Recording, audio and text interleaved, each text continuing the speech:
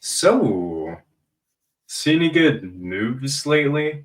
Welcome back to episode number 3 of Seen Any Good Moves Lately. I'm your host, Joey Operding, and today we are going to be talking about the wild, chaotic episode 3 of Survivor 49, but I'm not by myself. Oh no. This time I am joined by the amazing, lovable, eccentric, and crazy Alec. How are you doing, crazy? I'm Alec. doing great, Crazy Joey. I'm doing fantastic. It's so good to be back on my favorite show of all time, the Thank you, show man. where we talk about my other favorite show of all time. Mhm, Um, mhm. I think, I think we have a very much a lot to unpack in this, despite the kind of slow start to the season and the clunkiness of a medevac and a three-person tribal council. There's a lot to get into here. So Yeah. No, there's a lot here. It's interesting because, you look at what people are saying across the board, online and whatever, and people are very much like, this is such like a standard like opening of Survivor. And to some extent, I don't really like disagree. Like, it's the new era. We got 3 tribes. We're used to it by now. A lot of people are over it. It's still Survivor. I don't really mind as much as other people do. But I will say, I think this has been a pretty unorthodox start, even for new era seasons in its own way. And I don't think we're going to realize that until we have a little bit of like time to process it because there's some weird stuff going on in this particular season. And yeah, I'm excited to talk about it. yeah, absolutely. I'm interested to hear more about your thoughts on it being an unorthodox season so far. I will confess that this was probably one of the more unorthodox episodes of Survivor of all time. Yeah. Um, for a lot of reasons, which we will get into. But I'm so curious as to what has made you feel that this has been that we're just I matching the bar that was set at the premiere. I will admit a lot of it just simply comes down to this episode. I think Oh well, there you go. if you look at the first 2 episodes, it was pretty standard. There are a few wrinkles, but I think this one just made the season like a very weird. Like this is gonna be a weird season. Yeah, yeah. Yeah, This is I think a good. Well, maybe I should use the word hope. I shouldn't use the word hope considering what happened. But I think sure. as a tone setter episode for the rest of the season, this is kind of what it needed. There's now something for this season to stand out for other than just the most graphic shot we've ever had of somebody throwing up. Hmm. Yeah, This is a week that will live in infamy of not only the whole thing with somebody being bit by a snake, but we've had for now the fourth time ever a tribe go down to only 2 players, which hmm, I have a lot of thoughts on how this will how we will look back on this, but we will get to that when the time is right. yeah, So yeah, the season is finding its identity in a weird way. yeah. I agree with that. But before we can talk about anything that happened in this past episode, we must go to the past and talk about the first 2 episodes. Well, I mean, what have you thought about this season so far? Just starting things out. Um, I okay. Let's just okay. So the thing that everyone has been saying about this season every week, and for a lot of people have been saying it for a long time before the season began, before the season was even conceived of, which is Hmm. that the 3 tribe format needs to stop. Yeah, And I have for a long time been a defender of the 3 tribe format. I me think as that well. Yeah. it is my favorite way to start the game of Survivor personally. For I'm most excited when a season has 3 tribes of people.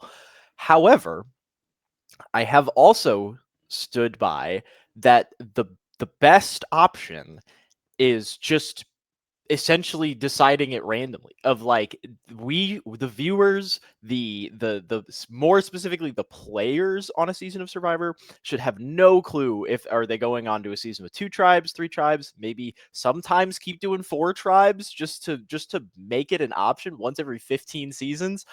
But that I think is where the problem is. It's not. I am a defender of the 3 tribe format. The 3 tribe format did nothing wrong here. They just overused it, and now everybody knows that they're going to be playing a 3 tribe season, and that's what they prepare for. And I think this season has kind of been a result of that, or at least the start has been. So I I'm fine on the season. The first couple Yeah, episodes I was fine on. There was nothing that was really blowing me away. Last season there was so much excitement in having Say, where Say was like, regardless of how you felt about Say was a completely like breath of fresh air from the past few seasons of like this person for who was sure. actively combative and causing drama, and like everybody had something to say about Say. And this was kind of like there was a notable absence of having a pre-merge with Say and then having a pre-merge with no Say. It is just her impact. Her We miss her. impact. Yes, yes, we do. No, I think it's a great point, and you're right. Like I don't mind the three tribe format. I've never minded the three tribe format, but it is overexposed, and I can acknowledge that. And it's got me, pining for like, what if we did like a schoolyard pick to start the season again? Like that was cool. Just like some alternative start to it to shake the game up a little bit. But this actually does bring me to part of the reason why I feel like this season has been unique because, in the new era, we've had disaster tribes, we've had the three tribe format the entire time. But I feel like Survivor 49 so far has been the most extreme version of why the three tribe format's kind of bad sometimes. Like we've seen the worst of it. Like what has happened to Kella is like as bad as you can get for a tribe, even worse than all the other disaster tribes that have come before the hands, like Shan's tribe in 41 or Lulu or whatever else. And we'll get to that when we get to it, but it shows. I don't know. It's weird because it's both. I don't necessarily think that the game is like unfair to one tribe or anything like that, but I think it's just a really bad draw of luck is sort of what's going on here. And I can't like disagree with any of the people who are like there needs to be a change because like we've had this for 10 seasons, 5 whole years. Like we can maybe like change something up like a little bit, just like Yeah. an inch, just a tiny bit. Well, it does seem like a change is coming. It looks like from the previews that we're gonna get it might just be for literally one episode, but it looks like we're getting two tribes in the new era for the first time, which is something that I'm very excited about, and I think I think that is needed. But what has happened to Kella is not only is it unprecedented, the speed with which they have dissolved. I don't even think it has ever been possible for this to happen before because like losing four people from a tribe in 3 episodes is I guess a medevac at the right time would have made it possible, but the because another thing about the medevac, which is, and I have a theory about this, but I want to throw it at you first and see what you think, is Sure. that historically, typically in an episode of Survivor, if someone gets pulled from the game for medical reasons, the episode ends. Yes. That's just that's they're like, okay, you're the person who was eliminated this round. Basically, we are skipping, but no, they still made that tribe go to the challenge. They told them at the challenge, hey, you're down a person, you're down your strongest guy, and you've been losing, and you just lost the person, and now you're gonna go swimming, and it's a high stakes swimming, and they fucked it up again, and they voted somebody out. So I have a guess as to why that was, but I want to hear your thoughts on that. Yeah, no, that is actually something that I have been in discussion with because I watched these episodes over a WhatsApp chat with my family, and my dad was like, Why are they doing like this? The episode should end, right? Like I'm not crazy, and I think it's pretty simple. It's like Jake got latched onto by a snake like the morning after tribal council. I don't think they could have. There was nothing going on. Like you either just like have an hour plus of people being like of Matt being like, yeah, I'm old, or like Jeremiah being like, I have a strategy in this game, or Shannon doing cult stuff. Um, that's what the episode would be. And if that happened, all for Jake to get medevacs, we'd be like, that was one of the worst episodes in Survivor history. Yep. And that's what it comes down to. You either get 2 eliminations in one episode, or you get bad television. Yep. And we got good television in this episode. So there you go. Best episode of the season. Yeah. And specifically, yes, I think that is it, that they didn't have enough to fill their episode. Specifically, what I think the marker is, and I'm somebody, we could probably go back and check the notes on if this is like an accurate read, but I think the question is, have they done a challenge yet? Yeah. If they've done a challenge yet that's going to be in that episode, then the episode will end. But they are not having an episode of Survivor without a challenge. So if you get medevaced after a tribal council, but before you've done you've had a chance to do a challenge, then sorry everybody else, we're continuing. No night off, no Josh celebrating the medevac of Matthew, which I always love that when it's like good news, like when Banu is. God, the Banu episodes are so good. Everyone who hates the beginning of Survivor 46, shut up. It's so good.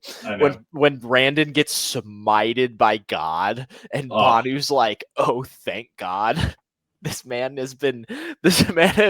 prayed for this to happen. I don't remember where I was going with that. Banu always distracts me, but it's easy. I mean, he has so many fans, 1 million of them. Yeah. So.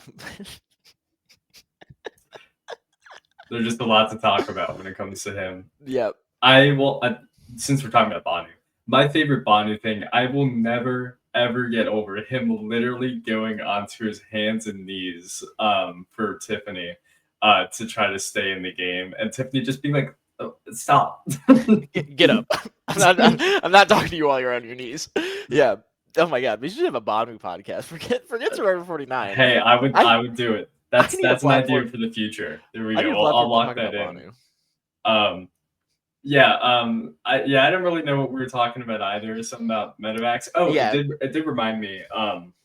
It's interesting because I was trying to think through my head as you're talking about that, like medevacs. Like, has there ever been one like this that came before a challenge?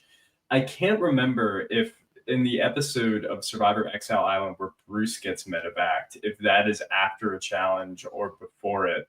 I kind of think it was at the start of the episode, but I can't remember.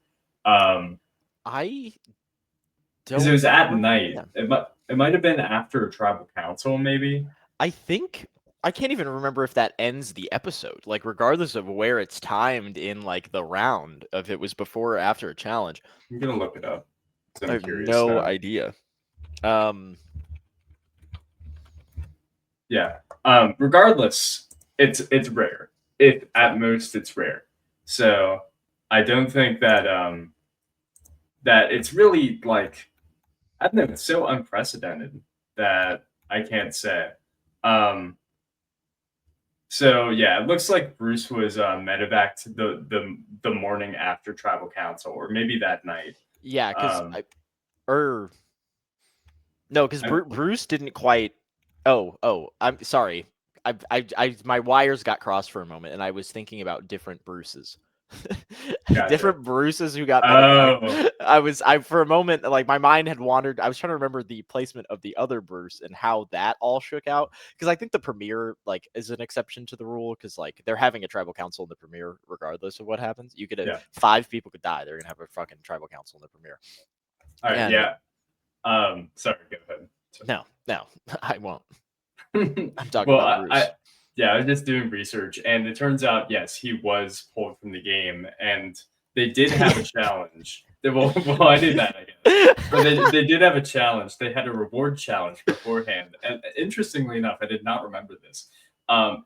Bruce got medevaced while Terry was at Exile Island. So they had to pull him back from Exile Island and be like, hey, by the way, your odds just got better. I don't think they said that. But they said, by the way, Bruce had to go to the bathroom. He won't be back. That is what happened to him. But yeah, no, I think you're right. That's a good like idea, philosophy, that like you don't have like a full episode without a challenge. And I guess most of the time people get medevac during challenges. They don't really, or after challenges, whether, you get injured or you eat too much steak. Either way, you're going to get medevaced after a challenge.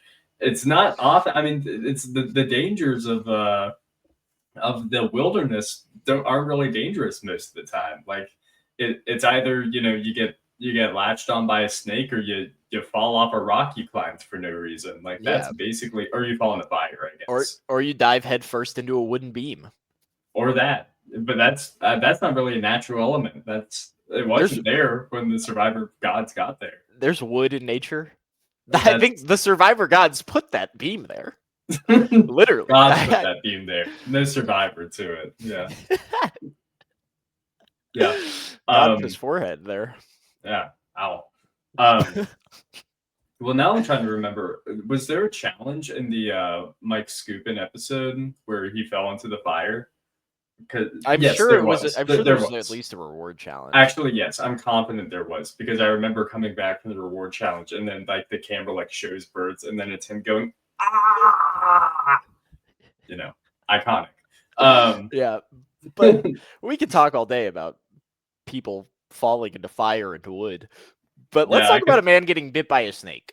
Yes, yes. Because bit he got, and this was a really big like peek. Like we always get a little bit of a peek behind the curtain whenever a medevac happens, but this was like a really significant peek behind the curtain in like a lot of ways. We saw the book, we saw the base camp with like every single person who works on the show gathered around to see if Jake was breathing. We saw a new doctor. Yes. Just they find new doctors all the time. They just spawn on Survivor Island, I guess. I do want to go through the start of this, because I think the beginning of this is one of the more interesting things to me, where Jake is extremely casual about this, like incredibly so. He's just on the beach, and is it I think it's Alex who comes down, and Jake's just like, yo, I just got bitten by a snake, dude. It's like, well, he was like, I think so. He was like, I think it bit me. And he was like, what? He's like, well, it was latched onto my foot. And it was like, okay, well, that's what biting is. So yes, you got bit by a snake. Well, here's my thought on this. The entire episode after this, Jeff Probst and all the Survivor people are going to be like, we've never seen this happen before. Like, these snakes do not do this. Like, these snakes do not. They avoid people. So it makes me wonder, what was Jake doing to get this to get? Was he like just like grabbing it by the tail and swinging it around like a rope? Like, what did he do to get this snake to bite him? He had two snakes, and he was doing the Iron Sheik thing with him. What okay. Do you think they didn't get the footage of the snake biting him, or do you think they didn't use the footage of the snake biting him? Oh, interesting. No, I have to imagine that. I mean, if I were, the Grandmaster of Survivor, what I would do if I had that footage is I would show him with a snake nearby, and then I would cut away and not show the actual bite, but like I'd show that, yes, there was a snake in the vicinity, and we haven't lied about this whole snake bite to get him off the show to see his unborn child. They kind of do that, where when we go to the Kella tribe and we get the nature shot is of a sea crate swimming. And then we go to Jake sitting on the beach by the water, and then we cut away for a moment, and then we cut back, and he's like, this snake was on my foot. I think it bit me. That is true. It may have bit me. Yeah, that's a good point. But who knows when that sea snake footage was filmed? It could have been like 2019 for all we know. Yeah. Like, they filmed all that footage during the COVID break. Yeah. I do want to go through at least two great moments in Sea Crate history throughout Survivor history, because this is what I was thinking of. I know one of them. I'm curious as to what the second one is going to be. Well, I'm going to go for the first one, which is in the first season, which I think with this episode has become even more insane than it already was, which is in like episode 2 or 3 of Survivor Borneo. Richard Hatch everyone's favorite guy, just like takes a stick and is just like flipping a sea crate around, and he's talking to the camera while he's doing this, and he's like, this snake can kill you. If this snake bites me, I'll be dead in 4 hours. Is that a secret that he's doing that with? I think so, yeah. Because okay, that is not the one I thought. That was not the one I had in my mind of the iconic secret moment in Survivor history. Well, Because I didn't there's realize another. that. Yeah. Damn. I, They were I'm just doing pretty anything sure. in that first season. It's a miracle that we're E- still here. Even if it wasn't a secret, even though I'm pretty confident it was, because how many snakes are there that are on beaches that are at the sea? Um, it's still, that's a great moment in Survivor snake history, which is still a very exclusive group. And either way, Richard Hatch still would have been dead if he, got bitten by it. So Oh, there's no way they would have had the capabilities to save that guy back in the first season with the like I mean, 80-person crew. It I took mean, like I think about like just some of the horror stories I've heard about Borneo, and it's like, yeah, BB almost fell off a cliff going to tribal council because we had to walk 3 hours in the dark and nobody knew where to go. It's like it's a miracle, truly a miracle between that and the scooping thing that it's like, wow, nobody's died on US Survivor. That's awesome. Shots Still out. kicking. And then the other one that I know is coming is Earl, the King of Fiji, killing the secret. Oh, that is not the one I was That's thinking not. of. There's a third one. I'm The- thinking of Earl's on exile, and he like a secret is like too close to him, and he like chops it with a machete, and he's like get. And I think that's where the King of Fiji line like come. I think he calls him, or maybe I'm totally wrong there, but I think he yeah, like he praises himself in some way on that exile trip, and him killing the secret is like the very big moment there. yeah, I did not remember that whatsoever. Well, which one are you talking about? I'm talking about a similar one with killing a secret that comes from Survivor Palau, in which Tom and Ian go on a quest on like episode 5 to just kill things. So they go to like a little crevice like in the cliffside by the beach where like there are like 3 sea crates just like in the wall, and Tom just chops their head off because he's Tom Westman and he I doesn't don't care about animals. I don't remember that at all. That Like happened. the Borneo thing, I was like, oh, I remember that. But I didn't remember it being a secret. I remember him fucking with a snake. I have absolutely no memory of what you're talking about. I believe you. I just don't remember that at all. Because is that when they catch the shark? That happens a few episodes later, I believe. So they were just They're just out for blood. they're just out for blood. They might have. I know that they ate the shark. I don't remember if they ate the snake though. In my mind is telling me they did, but I don't really know for sure. I don't think they ate the snake. Yeah, I that don't think people probably eat those I snakes. wouldn't think so either, but I think if you like burn it to a crisp, I'm sure the venom goes away. I don't know. I'm making things up. I've never cooked a snake before. It goes away. I don't know. I don't know how things work. I'm just guessing, Wow, Um, snake lore. a lot of snake lore on Survivor. There's also this isn't a secret, but it is snake lore. I think about in Survivor San Juan del Sur, when I think it's either Alec or it's Drew goes to Exile Island with Jacqueline, and he's like laying it on thick, and you see like a snake in the tree that sort of extends itself like human anatomy, shall we say? That is Um, definitely Drew, and yeah. what I have one more snake scene I remember, and then we can move on from we can move back to this snake scene. There's a like a secret scene from Winners at War of like Ben and Sophie, like they find like there's a little That's a tiny duo. like, yeah, the two icons. This little tiny green snake is like just on the water well, and they're trying to get water, and Sophie's like freaking out, and Ben is just like holding this little baby snake, and that is very different than the one that you suggested or the one that we watched in this episode. All right, one more snake thing because Oh my it god. did come to my mind. which Snake is facts. which is an iconic one, kind of, which is Rupert's pet snake. And Rupert's pet snake Balboa, who yeah, Balboa. That was in was that All Stars or is that Pearl that's Pearl Islands? Islands because Yeah, because they name they name the merge tribe after the snake. yeah, yeah. I mean, Pearl Islands, that is a great season for animals. If you like animals, Pearl Islands is your season because you have the pelican. Balboa and you have Pete the Pelican. Mm-hmm. And that's all you need. That's enough animal content for an entire season, I'd And say. that's it. And you got 16 Homo sapiens running around doing stuff. That's true. Can't deny that.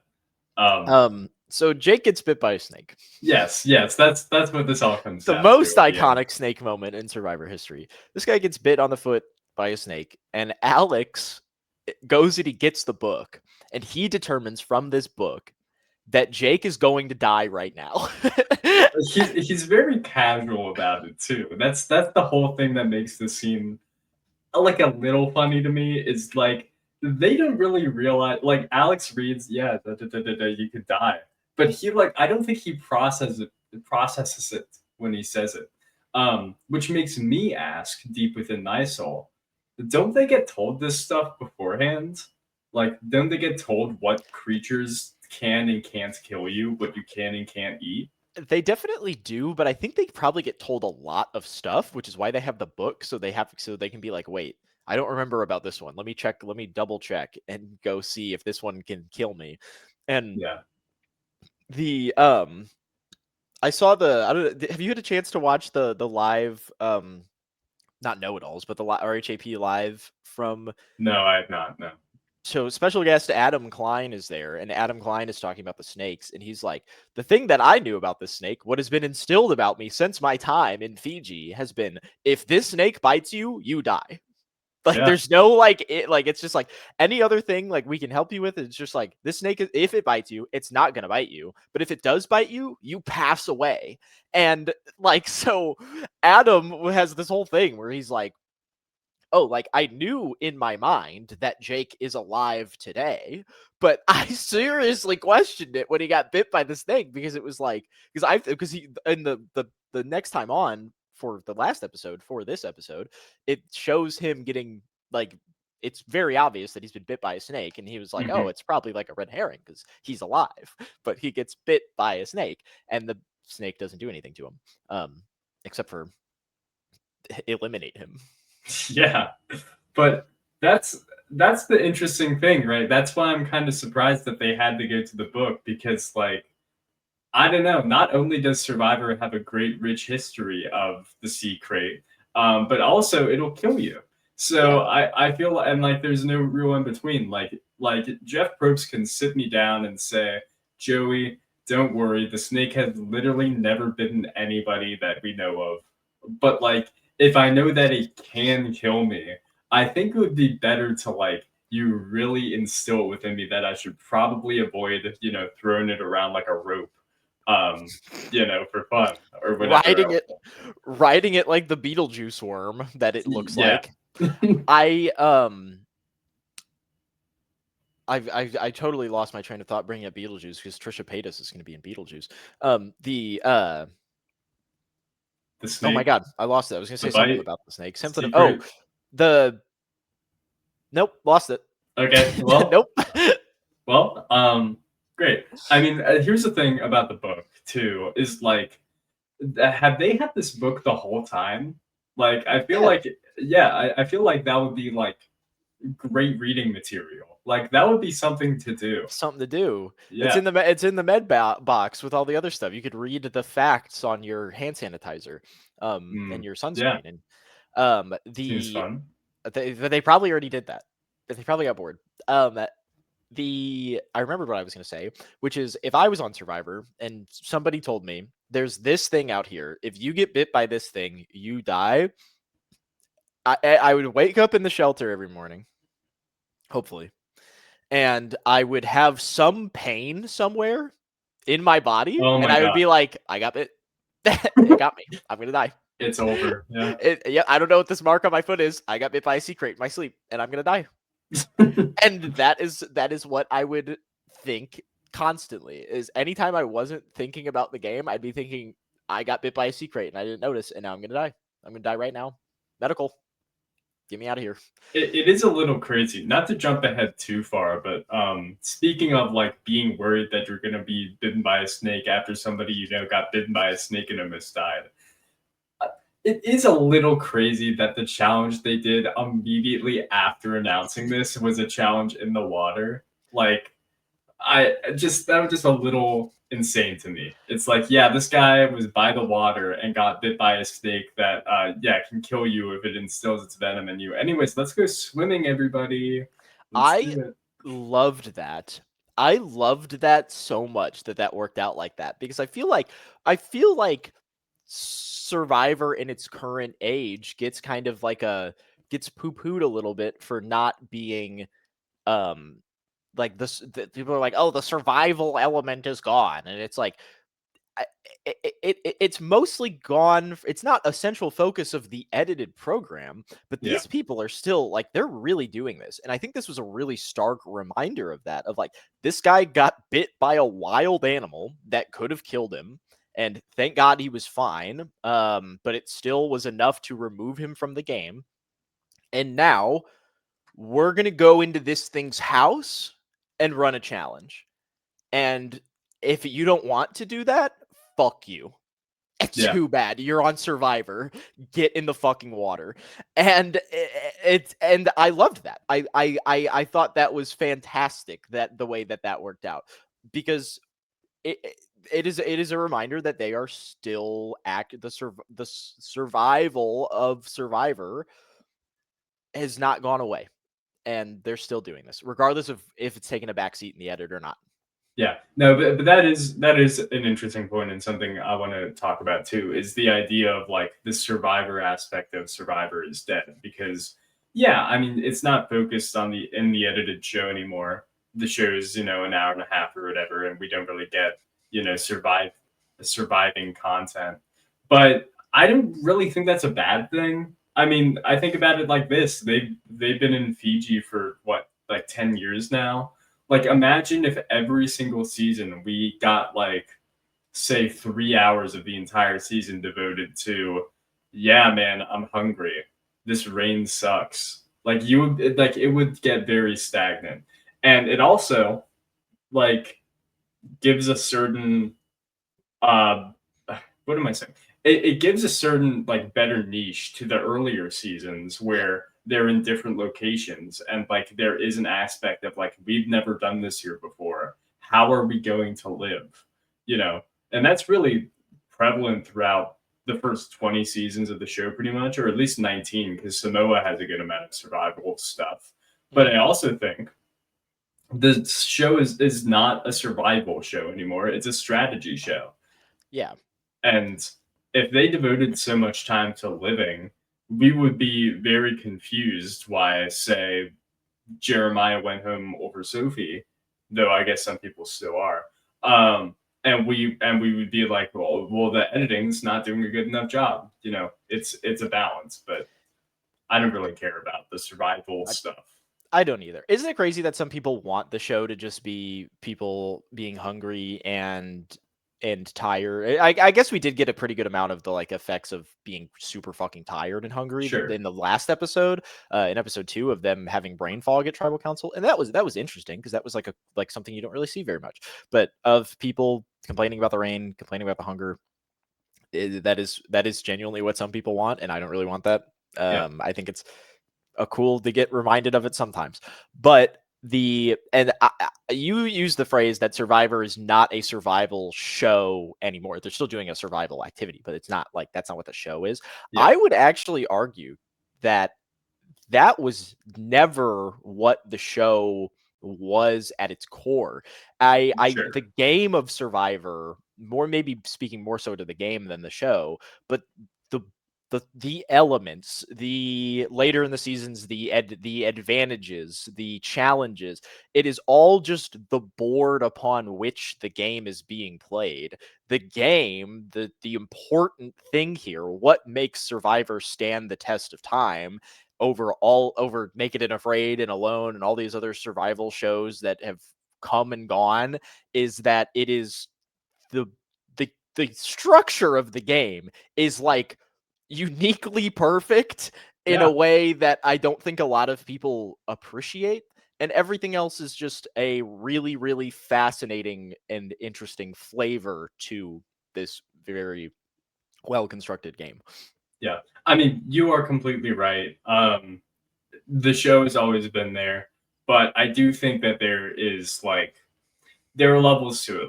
Like I said, the balance has been different. Like Survivor Borneo is more survival show than it is strategic show.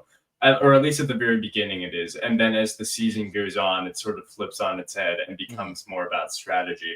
And really that's how a lot of the early seasons go. I also think about public perception. You know, the two of us, we have a very biased view when it comes to Survivor because we know like literally everything about it. Except in my case, I don't know that Earl killed a snake, I guess. And I don't know that Tom killed 3. Yeah. But I think about the season going behind me right now, Yep. Survivor Africa, and I think that's an interesting like sort of parallel in this case because I think about Survivor is pretty much at its peak during Survivor Africa, but I've done a lot of research slash board scrolling on the internet to find like old like talk shows like Letterman talking about Survivor and you know stuff like that and just generally what people were thinking who weren't actually like caring about the show and people from the outside in just like knowing about Survivor as a concept are like oh yeah these are people starving for 30 days and that's the show. That's what people think of Survivor as before they think of it as a strategic show. I think even still, and you know they're fools and idiots for that, Yep. but it's true. So I mean, I think that's probably where a lot of the Survivor should be a survival show comes in is based on what people expect to going in, you know, Yeah. and if they're not expecting a great deconstruction of dynamics and humanity in terms of you know voting your friends out then you know sorry but that's what the show is. It's what you know it's Absolutely. never been outwit outplay outlast or no it is that it's never been out survive out starve out Last. miserable yeah outlast yeah Out be hungry, out vote out the weakest, out there's animals here. yeah I feel the same way about people who view Survivor as a survival show and nothing deeper as I view the people who just still think that Survivor is fake. yeah Like it's just like you are confident in something because you do not have enough information to realize that you are wrong. mhm, And we could talk shit about those people all day. yeah But I no, I do have one more point on this. I'm yes, not, yes, yes, yes, yes, yes. which is I also think it's interesting to think about like general perception of somebody who doesn't know television of like Survivor versus Big Brother because you know they've both been around basically the same time. But I think people who don't know reality TV have like a grasp of what Big Brother is. Like, Do well, they? I think they understand that it's watching people in a house for 24 hours. Yeah. I think they get that. And I think that's at the end of the day, that is the core concept of Big Brother. People think Survivors is surviving when if you look at the edited show for the past, you know, 15 years, that hasn't been what it is. That's just not what the show is. While Big Brother at the end of the day, it's a strategic show. People get eliminated. It's a reality competition format, but it's never not been people living in a house for you know 100 days or less than that most of the time, and there are cameras watching them at every turn. Like Yeah. that is just the core concept. People understand what the Amazing Race is. Somehow people still don't really get what Survivor is, which I think is interesting. It is. Yeah. The maybe not dichotomy because we also brought up the Amazing Race trichotomy. I don't know. But specifically Survivor and Big Brother it is nearly impossible to explain to someone who has never seen either show that being good at challenges and being physical is far more important in Big Brother than it is in Survivor. Like Yeah. that is so counterintuitive and hard to get across to someone who isn't like in it when you're like introducing someone to really either show, which is that in terms of if your chances of winning the show Hmm. being they're kind of getting better about it now, but for a long time in Big Brother, just physical is so much more important to becoming the winner of the season in Big Brother than it is Survivor, and that is so weird.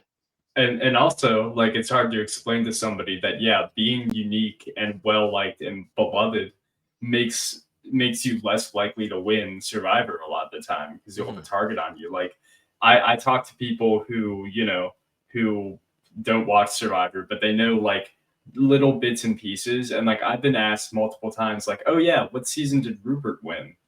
And it's like, I don't know what to tell you this. He never really got that close. Yeah, he's He got, actually fucking sucks at the fucking game. He he yeah, he kind of won. He won $1 million.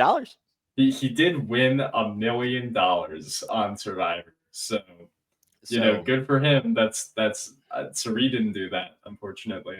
But that's how it goes. through like consultation prize money though, she's Probably. getting there. She's almost there. Yeah, yeah, yeah. We'll see how 50 goes for her. Yeah. Um, but anyways, that's all a big sidetrack from Yeah. snakes. They Yeah. bite. They I so I have I don't know if I've told you about this. I've talked about this a little bit, but so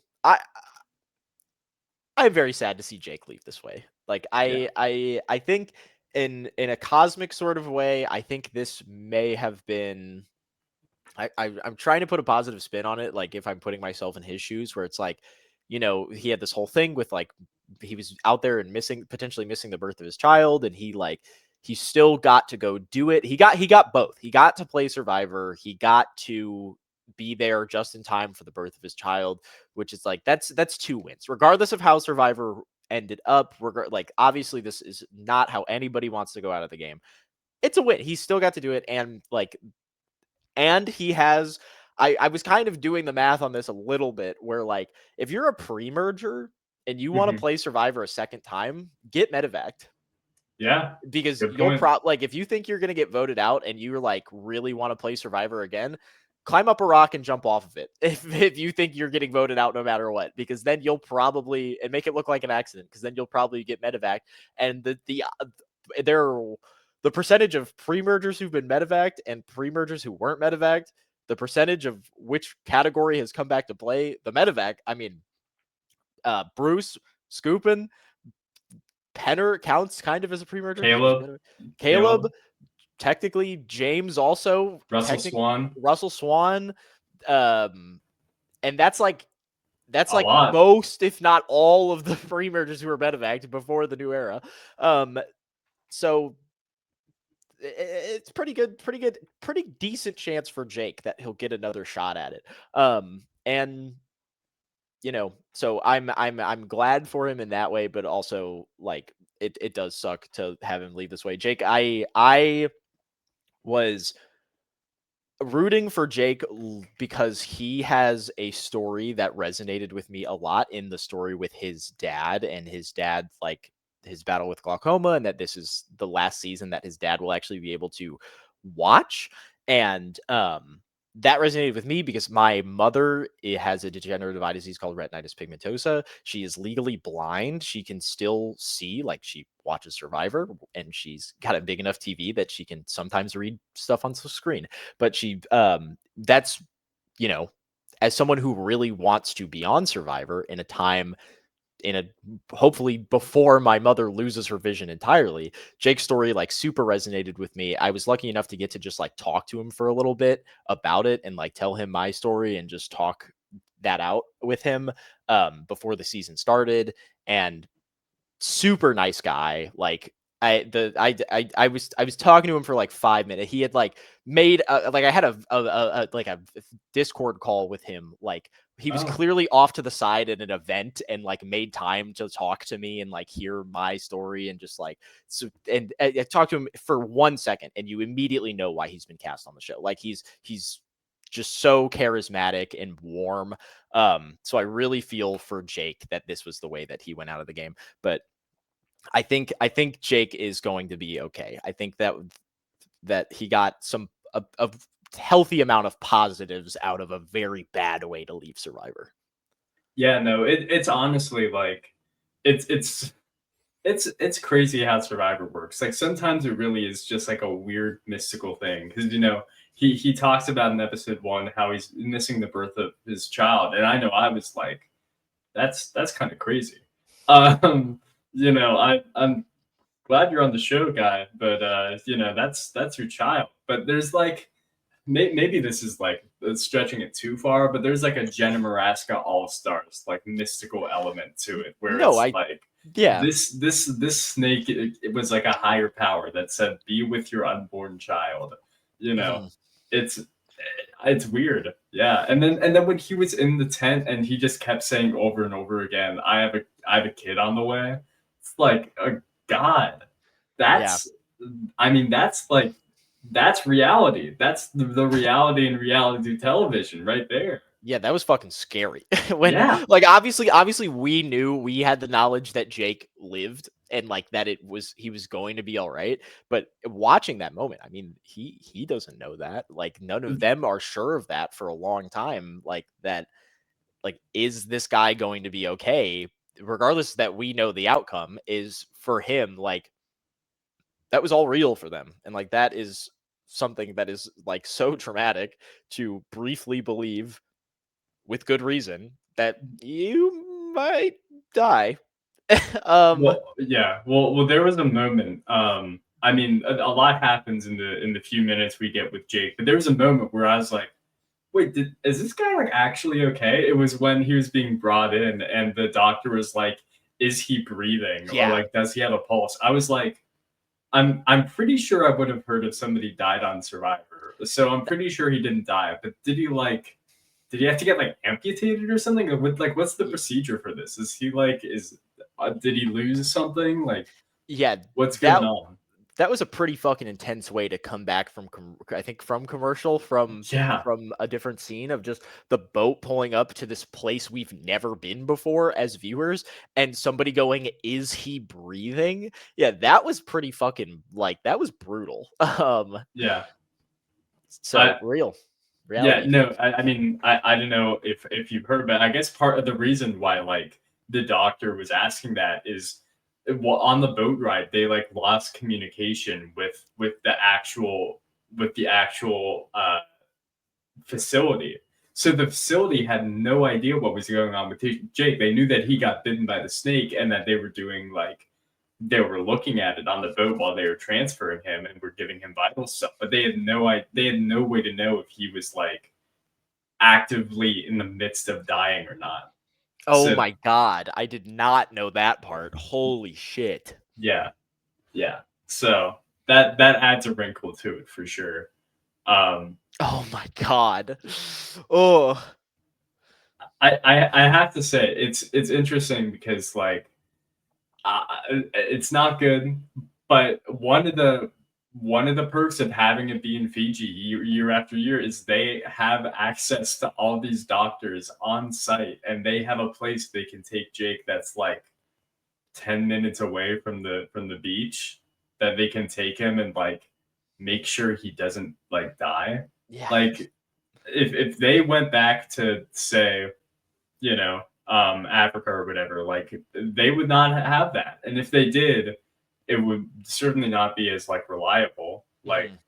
maybe just because of, the other medevacs that have happened in the past. But I trust the survivor medical team not to kill people. Yeah. So, you know, I Yeah. don't know if they outsource their medical team for like the earlier seasons or whatever, but I don't know. It's It's one of the benefits, yeah, for sure, of staying in Fiji is that they have had time to carefully craft um like a base and a team and a system there.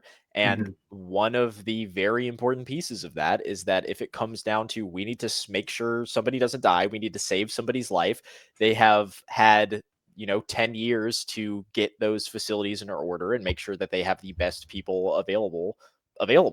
And so you know, a hidden very large benefit of staying in Fiji is that the people probably won't die. I do want to talk about the island itself because it's an area that we've never seen before. Peeling back the red curtain like a lot.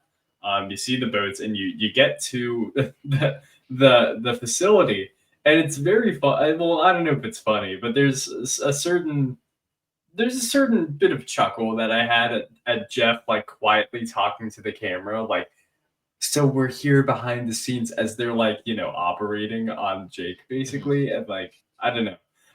Also, the fact that it's just like a doctor's office, like Yeah. it looks very normal. Not to say that I didn't really expect that, but it's like I'm sure the air conditioning there is nice. You know what I mean? Yeah. Like that's probably a very nice facility Mhm. indeed. So Yeah.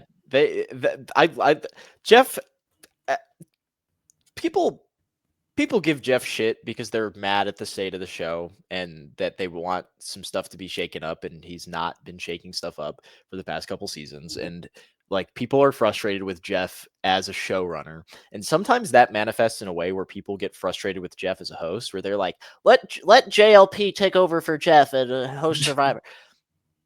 There is no one has ever been better at anything than Jeff Probst is at hosting a television show.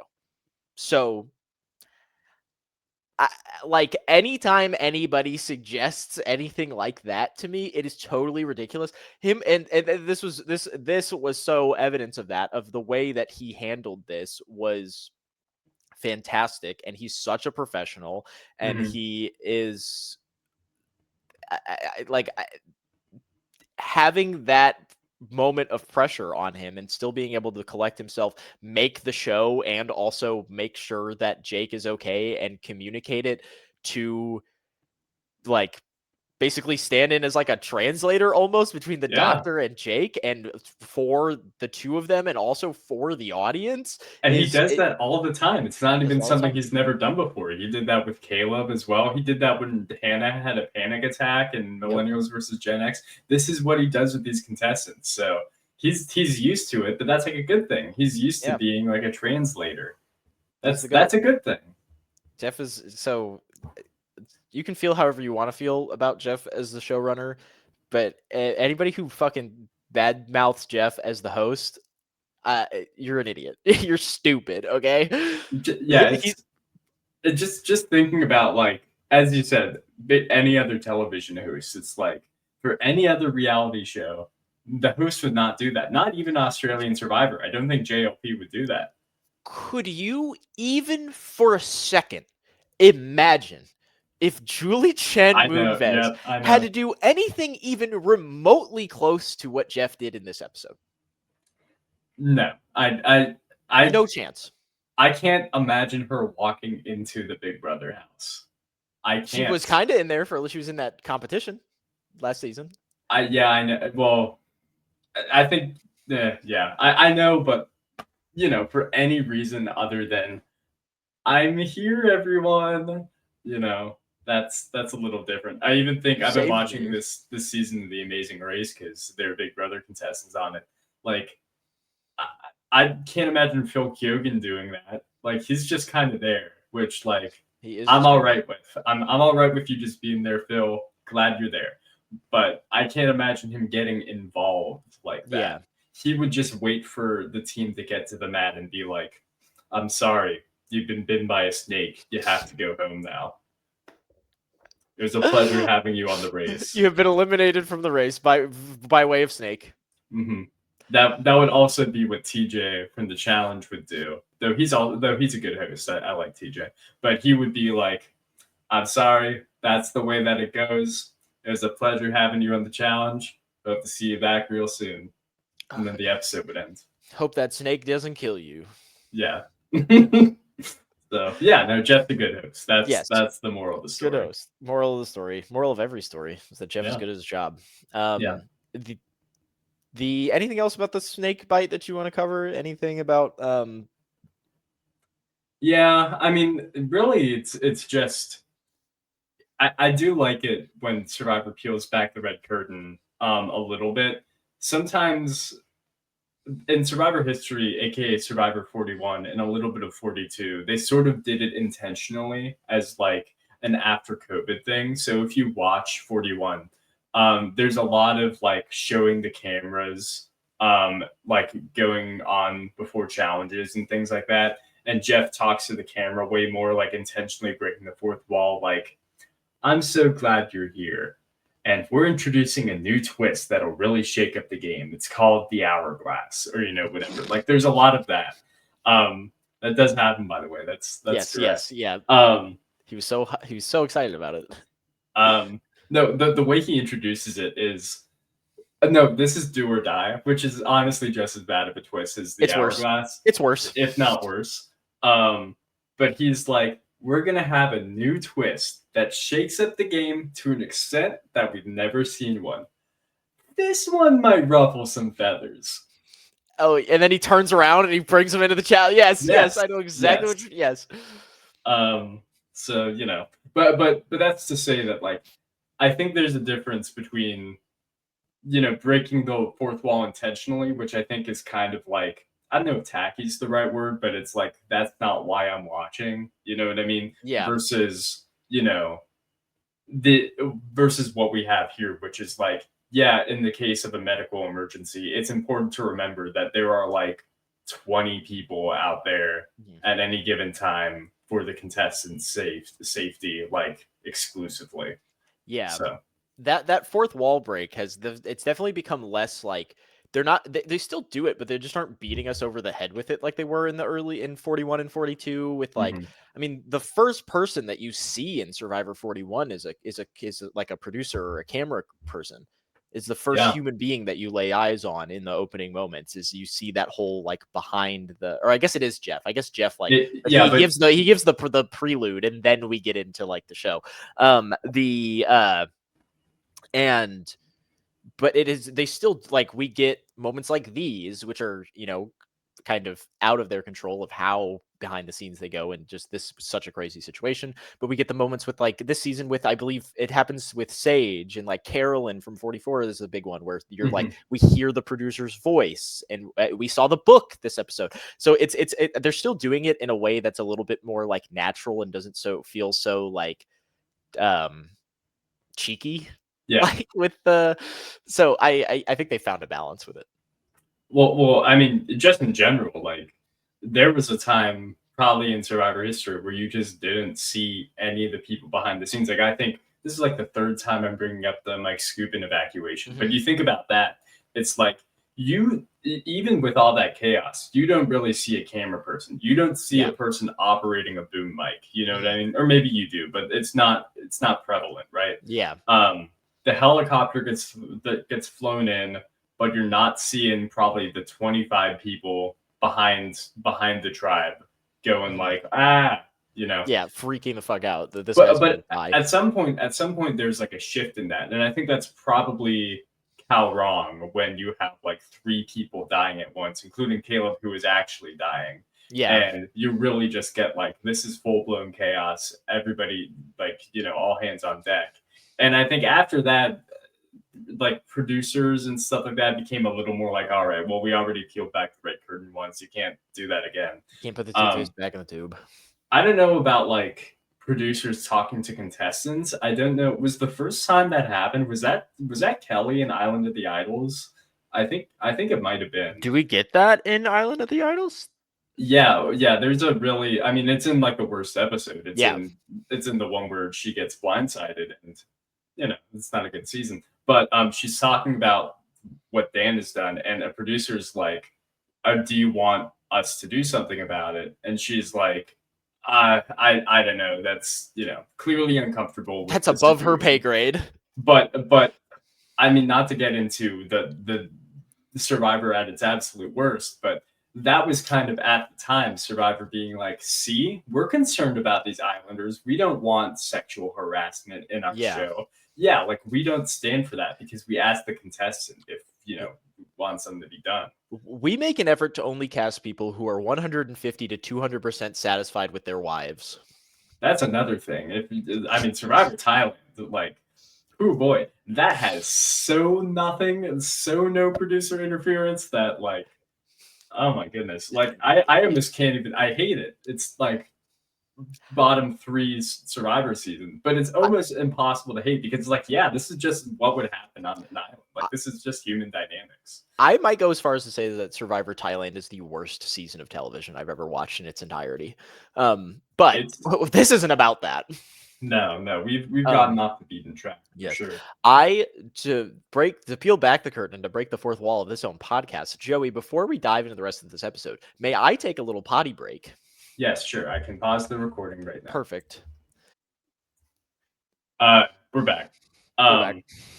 I think that Jake, like it's weird. My final thoughts on Jake being medevaced really just come down to it was really, really bad for the Blue Tribe, really bad for Kella, but also like bad just in general for I think the game state. It makes it very weird. Like we're gonna see as we talk about the other tribes that like Jake was by far the physical threat on the season. And now that doesn't really exist anymore, thanks to a snake. And I think the ramifications that it's going to have for the game. This is kind of the reason why I said at the start of the podcast that like I think 49 has been unique. Is like we're going to go into the merge without a physical threat, and we're going to see how the ramifications of that shape up when it shapes up. But I imagine it's going to create a dynamic that's much more focused on either who can make a pitch in the end game or who is good at puzzles, both of which can be kind of arbitrary unless you see Jason and you're like, man, he's good at puzzles. But beyond that, it's like everything else is like kind of a question mark, which I think, as maybe Jeff alluded to before the season, will create like a very chaotic game state, which I like. But yeah. I'm super excited for the state of the game going forward because I feel like we kind of usually spend so much time getting bogged down in like a disaster tribe. One of the problems with it is that it takes forever, and this one didn't take forever at all. It was 3 episodes, and now like last season we had the Vula one, which I guess took 3 episodes, and then they swapped. But then it was like then we had the Say and Cedric of it all, and there was still so much focus on them, and I guess maybe maybe Alex and Sophie will swap together, maybe they won't, and then who knows what will come of that dynamic. But they I feel like we're finally about to step into getting to see the other 12 players that we haven't really gotten too much of. And I think that the thing about if there not being a physical threat, like that is so exciting because in the preseason, everyone was building their plan on. Everyone had a plan for Jake. Like everyone was like, I'm either going to keep close to this guy or I'm going to get rid of this guy as soon as I can. Everyone had something to say about Jake, and early in the merge, you see that is usually at the forefront of people's minds is how are we going to play around the big guy or guys, and there's just not that. And a snake just took that out, and now like the Uli Hina war is kind of impending, and which is not totally unusual for us to go into a merge with an impending war between the 2 largest tribes. But we are now going into a swap of 2 tribes before we get into that. And I think there's going to be so much to unpack there. And I'm so excited for the state of the game going forward. Yeah. No, I mean, I just think about the new era.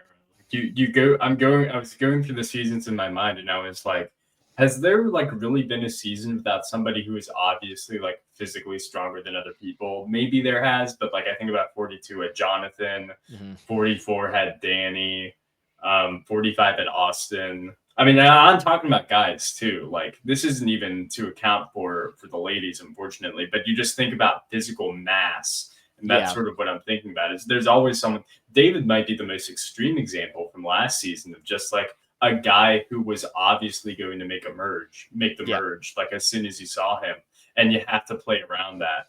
Frankly, I thought Jake was going to be that for this season too. I think if he had survived this, or if he had survived the snake bite, if he had been let back into the game, and Kella still lost their challenge, like he wasn't going home. Yeah, Alex had a higher chance of going home than Jake did.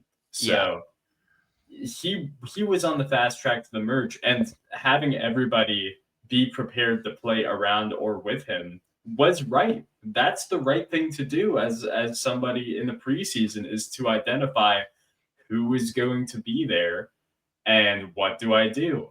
Like if I was in the preseason and I saw Jake, I would be like, yeah, I would probably try to work with him as long as possible once Mhm. we hit the merge because he'll be a bigger target than me. And I'm Yep. sure that's like what everybody else said, but like it don't not, like it works. So, there you go. Yeah. So just flush that out. Plan thrown out the door. And Yeah. yeah, I do okay. And I know sometimes Jeff will say something about a season, and then you watch the season and it's like, oh, what was that? That like you It like meant it or not nothing. like it, it's just like I feel like that description that he gave wasn't very true to what happened. And but when he does that, he usually makes statements about the season as a whole. And he's like, Mhm. this season in its entirety was this. It is rare for him to speak specifically to a part of a season where he's like specifically the post merge. That's where this season is incredible. Is like I believe him because why would he not just be like, oh, this season is fantastic, this whole season is great if he didn't mean it. You know what? I bet regardless of whether or not it's great or not, I bet he is like a little like worried about the reception people had to 48, or at least from the diehards, because I feel like there's a really weird like um difference between how casuals felt about 48 and how the diehards felt about 48. Because like Hmm. I have coworkers at work, people often do at work. And I talk to them about Survivor 48, and one of them's like, yeah, no, I mean, Joe and Eva, they're just two of the best players ever.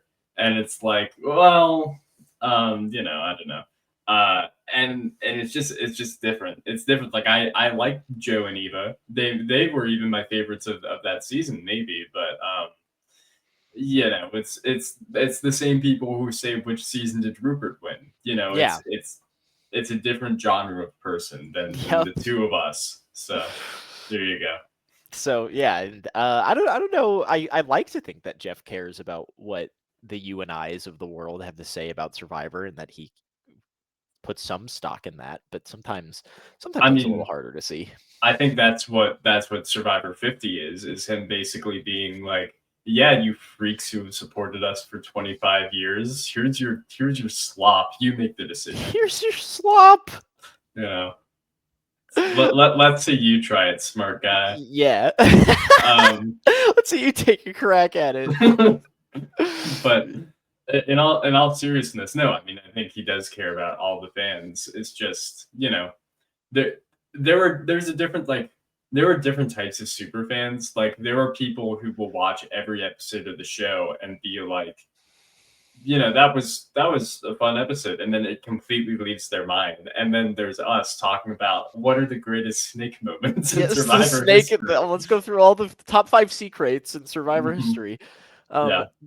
Yeah, And I this is maybe going a little bit too far of a different direction, and maybe would let's have been do it. better saved for like the top of the season. But this just bugs me, and I Sure, want to complain about it.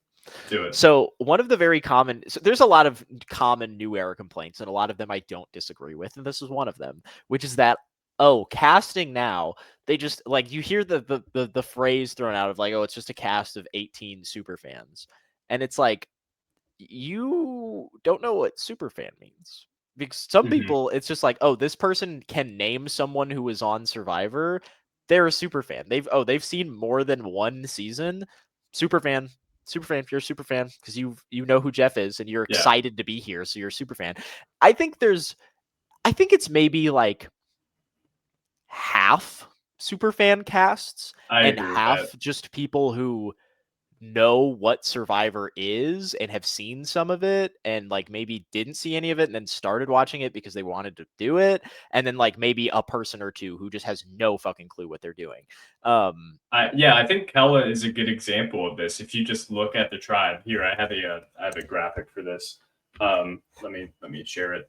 But I mean, like if you look at the tribes, if you Yes. look at Kella, let's go through them one by one. Mhm. Alex seems like he knows Survivor, but I Yep. don't think he knows Survivor on a super deep level. That's Yeah. the vibe he get. Like he's a politician. He's got to worry about like bills and stuff or like Yeah, whatever. he's busy.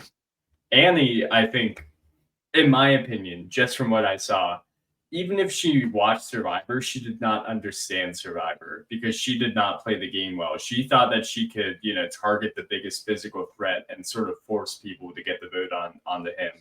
which tells me that she has some innate understanding that like you have to rally votes on Survivor, but it tells me that she didn't know the game well. Jake was the most surprising to me because, as previously discussed, he was missing the birth of his child to be on Survivor. And honestly, he was not giving me vibes that he knew Survivor very well. Yeah, I believe he like the people that he mentions in his preseason the most are like Joe and Sam from the past 2 seasons. Yeah, and So he's getting in this like obvious bromance day one, and it's Mhm. like there are powers to having a duo. Have you heard of Survivor 48? But I mean, there's levels to it. Like Joe and Eva were subtle for like the first 3 4 episodes. You know, Mhm. so I don't know. I think it's a little different. While Jeremiah, Nicole, and Sophie, all three of them definitely give me more major super fan vibes. Was Jeremiah a big? I can't remember his preseason well enough to know. I know Nicole and Sophie were, but I can't remember if Jeremiah was like actually like really about it. I couldn't tell you. I didn't look through the preseason stuff beforehand just because sometimes I do. It sort of depends if there's like somebody interesting, just like in terms of looks that I'm like, I want to know more about them. But I will say, as a lot of people have said, it's a little hard to like think about 49 and not think about 50 just because it's right around the corner. And Mhm. so And it kind of snuck up on me. Survivor season snuck up on me this time around. yeah, and the so one thing from the preseason, and this may have been brought to your attention, but like just to the super fan of it all, only Jawan and Nate are the only 2 people who make any acknowledgement to the existence of Australian Survivor in the preseason.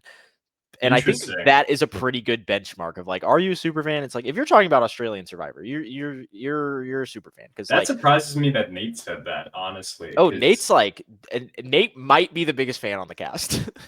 that surprises me because I like Nate's presence a lot, but like in terms of like why he was casted, he gives me the vibe of like this guy is casted because he has an interesting profession and is like somewhat well known, not Yep. necessarily because he's like gripping television. But I like Mhm. that. That's what I like. I like people who aren't gripping television because they're interesting. Yeah. It's nice to have like a normal guy on Survivor. Like people Yeah. love Saul. It's like the same thing. Saul, It's I think Cedric falls under that as well, yeah, and yeah, yeah. Nate fall. It's like you need like a straight man almost, like this kind of old guy who's a little bit older than the rest of the cast. He's got a very level head, Hmm. and he makes some for some reason those guys just will make a very interesting decision at some point along the way.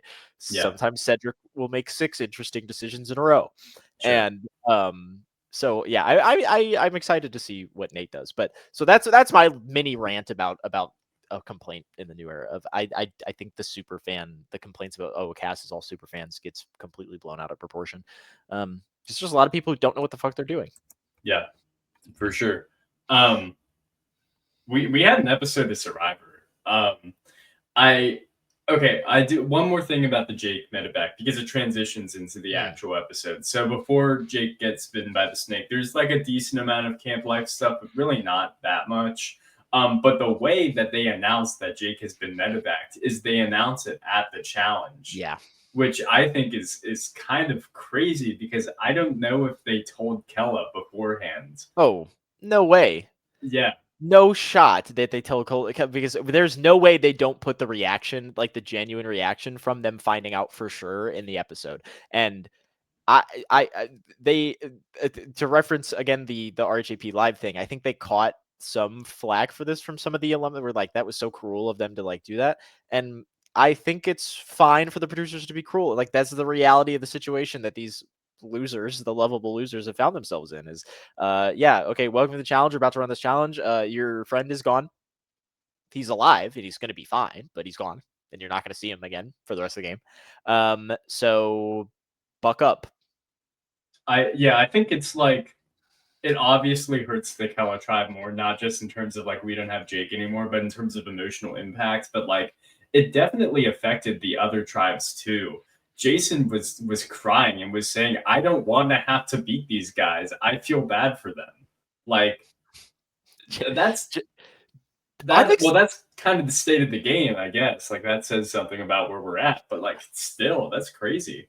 I am excited to see, like, I feel like we've just been getting little peeks and teases of the other 12 people in the game, and one of the people I'm most excited to really see, like, actually get to start playing is Jason, Yeah, because, like, as you kind of mentioned, with there being no physical threat, you can look at Jason as like the puzzle guy. Jason's a fucking monster. This he's guy does not insane. fuck around. This dude is like to have that confessional. He's like, damn, these guys have been going through it. I have to kick their ass now. Like, I'm gonna fucking put these people in the dirt. And oh, it breaks my heart. Like, that's fucking badass. Like, this Mhm. little dude, like this guy who is so, like this alternate for the season who got tagged in because somebody cheated, is just like fucking hosing these people. You put a fucking challenge disadvantage on him, he fucking whoops your ass in the fucking puzzle. It doesn't matter what you do. Like, this guy's just cooking people in these Out of challenges. curiosity, since you just mentioned it, do we have like any concrete information of like what happened Uh, preseason? like the some of it is Jeff's word from Jeff's mouth. Some of it is a little bit of rumor, I think. But basically, there were two people who were talking, and they warned them, because you kind of like, it's a big no-no, but you do get like a warning of like, hey, stop. Like, we know you're doing Sure, this. Stop. sure. And because they don't want you to fuck it up. They want you to behave, and they're Hmm. not like out to get you and like catch you and be like, aha, you're done. You can run the roll. So they gave these people a warning, and then, as Jeff puts it, the after the warning, the infractions became more egregious to a point where it was personally disrespectful to the producers and the handlers. Mm. And so it was like Jeff was, I think it was at a point where he was in conversation with like the network as a whole of like, hey, we have this situation where like we're keeping an eye on it, we're monitoring it, like the game integrity might be in question here. And then he got a phone call from one of the casting people of like, hey, this happened. And then Jeff went above the network to kick these people off of the Oh show. wow. And there's rumors about I don't remember if Jeff made this or if it was one of the rumors, but apparently they were passing notes to each other, um Wow. which is like so stupid. So they like, I do I human sympathy, you can't help but feel for these people who were so close, and then they made a mistake and fucked it up, and then now they weren't on. But also, like, they fucked up really bad. Like, there's a reason this has never happened before. So that's what happened with that. Yeah, I don't get why you wouldn't stop. that's I that's kind don't of know. how I feel. I don't know. Just wait. The game's gonna start soon. Just wait. Just shut up and Mhm. wait. Yeah. But all right, let's talk about this big Survivor challenge before we talk Yeah. about the tribes that won it. Um, because yes, they get the news that Jake has perished, comma in the game, not in real life, Mhm. and he's gone, and everybody's miserable. No one's happy, and it's great television, but we do have a challenge to run, which I get why people at the live event would be like, that's kind of crazy, because it is in fact kind of crazy. Get in the water. Yep, yep. Here it's time to swim a mile or whatever. It's not a mile, but you know, um, Yeah. yeah. I mean, pretty standard Survivor water challenge. Like, I don't Hmm. even really remember too much of it. It's like No, somebody jumps.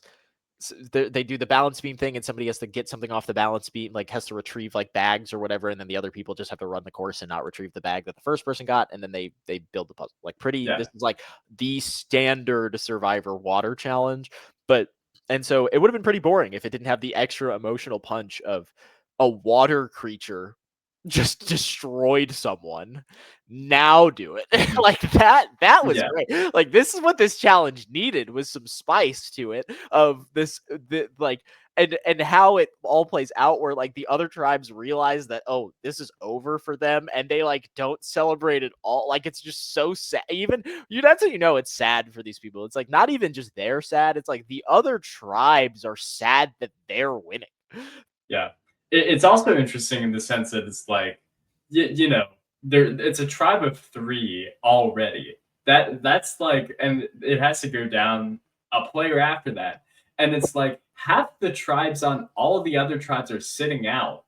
The people going for Hina are Jason, MC, and Christina, I believe. And Uli, it's Nate, Savannah, and Rizzo, I think. Yeah. And so half the tribe is not Yeah. competing. They are literally just watching from the sidelines as they are both rooting for their tribe and also like rooting for mercy, maybe. Um, They get to just, and I mean, you've got people. I did Rizzo and MC, the idol find, did they both sit out or participate? I'm sorry, what was the? I think they both participated. Are Yeah, you sure? I feel like I remember Rizzo being on the bench. Am I mistaken? maybe he was. I know MC participated. I know Nate and Nate and Nate and Savannah Savannah definitely did. went Was it for Uli. was it Might have Nate, been Savannah, and Shannon, maybe. Jawan? I have no Uh, clue. I don't know. But I feel like I remember Rizzo like making funny comments from the bench, and maybe. but either way, like you had people on, you have an individual on each tribe with incentive to throw these challenges far beyond just like the human mercy element of it all, but literally of like that thing of, I want to get my hands on the idol and I need to lose a challenge before I can do that. And it didn't even like, nobody, it doesn't even seem like anybody even thought of that for a second, of like throwing the challenge to activate their idol, which I wonder if that was like something the producers were hoping to do to offset the, with Oh the yeah, beware bandages, maybe. to offset the disaster tribe element of like give people on each tribe incentive to take a loss. Yeah. And now that we're going to the swap, it'll be interesting to see how that affects, like, because like Rizzo's was like go to the well after the challenge, MC's was like go to the boat, and it's like, what if they're like, to speak to the it looks like from a buff that was on his head, it looks like Rizzo is changing beaches, at least. Like it looks like he receives a yellow buff and he's going to the Hina beach. So it'll be interesting to see like if it's just like, yeah, you don't get it, or like what comes of that. Yeah. I do like that sort of wrinkle to it. I like the wrinkle of like, should you throw a challenge for an idol? Mhm. Um, I mean, I would say no, but I could understand why you'd want to at some Yeah. extent. I also think like you can make the case in terms of like you both get an idol, and also like if you go to tribal council and another tribe doesn't, the tribe that doesn't go to tribal council is going to be the one that gets picked off first during the merge. It happens time after time after time. Like that's the one that has somebody go home during the Yep. mergatory, and it usually has at least one person go home from it during the split tribal council ordeal. I also wonder if, I mean, this is my hope. I hope that Jake's medevac will make them like have to scramble, and they basically have a whole extra round now that they didn't before. So they don't have to do the split tribal council if they Yeah, don't I want to. I think they're not going, because I think that is kind of the precedent, is if somebody like they because they do it in, I think, 44 and 46, where because of the, Yes, you're right. Yeah. they do a, like, it's a split tribal, but it's a single boot split, where like you have the in 44, it's the round that Matt Blankenship goes home on, where they split up, and then Heidi gets the advantage that she sends in to the other side. And then Mhm. in 46 we see it with the, or maybe not in four. Is it a double in 46? Is it a proper double boot in 46 with Tim and Yeah, Soda going out at the it's same Tim and time? Soda. Yeah. Yeah. Well, I guess the round gets um I guess, yeah, because that one, it's just the Random gets medevac and it just stays in place of a tribal. But in 44, you have not only the quit, but also Bruce diving headfirst into a thing, which speeds up. I guess that is the one that speeds it up because the other one just Yeah, takes the place of a tribal council. And then in 47, they have the extra episode for the season. So they do like the Rachel safety without power round. right. So I think we'll probably get something like that, like a split, but not a double. He's I think, hoping. I mean, they have to in order to keep it on track because they do one double a season, assuming it's a 13 episode season, which I haven't heard otherwise. Yeah, They have to. This was the double boot. There's not going to be another one. I hope, my hope, and I'm not. I kind of mentioned this at the top of the podcast. I hope that we delay the merge around because we've been merging after 5 people go home and then we go to mergatory. And so that would imply that we are only getting one round of the 2 tribe format. I hope they give it a little bit more time to breathe and we get 2 rounds of it, yeah, because otherwise this basically just acts as that split tribal that we were just talking about. If they that's true. swap of, like, those splits are usually, they're literally functionally just a 1 round swap. So I hope that's not what happens here. I hope we give it some time, but we'll see. Yeah, we'll see. But yes, at the end of the day, Kella does in fact lose again. Well, they all 3 tribes got to the puzzle at like the same time, so they had a shot, at least against Uli, not against Hina, because Jason was on the puzzle. But I mean, Kella had a real shot against Uli in terms of we can salvage this and not go to tribal council. But it felt like they just gave up at some point, like, because they weren't getting any pieces done. It was a lot like the last episode where Annie was like, "You need to move that puzzle piece that's like built into the puzzle around," and it's like you can't do that. Do you think Nicole was the puzzle person on this tribe? Maybe, yeah. I mean, the vibe that I think the editing wants us to believe is that Sophie is supposed to be the puzzle person, but she has not been She's good at flopping. puzzles. Mm-hmm. Yeah. I don't know if that's actually true. I mean, I think maybe Sophie and Alex both are like, have been like, yeah, no, I'm smart. Yeah, they seem like puzzle people. Yeah. Alex solved that one puzzle by himself way faster than Rizzo could, Mhm. but when it's come to the big tribe puzzles, it has they've got nowhere. I will say this about Alex. This is something I was thinking in the midst of the collapse from the Kella tribe, is that Alex might be one of the biggest chokers in Survivor history. He just snatches defeat from any opportunity for victory. Now it's pre-merge. There are lots of chokers in terms of later on in Survivor seasons, but in terms of like pure pre-merge like challenge behavior, Alex is up there with like, I don't know. Russell Hantz is another one that comes to mind in Samoa.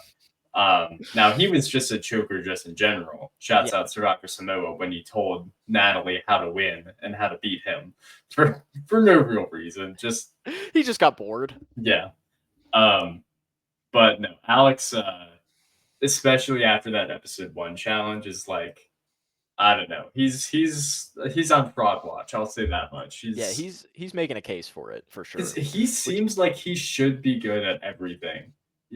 He's a politician. He seems likable. He's probably, in terms of physicality, the second strongest guy in the game, or maybe the strongest guy in the game now that Jake's gone. Yeah, I can't even think who else would be. Like Like Matt, Jawan. probably Matt or Jawan. If it's Matt, that'd be crazy. I mean, he fucking picks up bags for a living. Like that's more. Yeah. Yeah. He No, I has mean, you're a job. right. It's just crazy to think about that. I lost it. You go. No, I'm just gonna say, like, Alex seems like he should be good at challenges, but he's just not. I don't know what to tell you. So speaking of the legacy of where Alex and Sophie will fall in Survivor history, of if Alex goes down as the biggest choker of all time, or where this all ends up.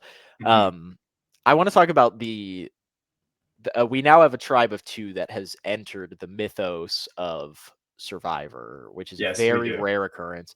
It's very it's actually recent for this to happen. Like, it's crazy that this has happened twice in 10 seasons, where you have, of course, Bobby, John, and Stephanie, who, they go down to a tribe of one, but they come back together and compete on a captain season the next season after. Stephanie, unabashedly a legend. Bobby John, more of a niche legend, I would argue.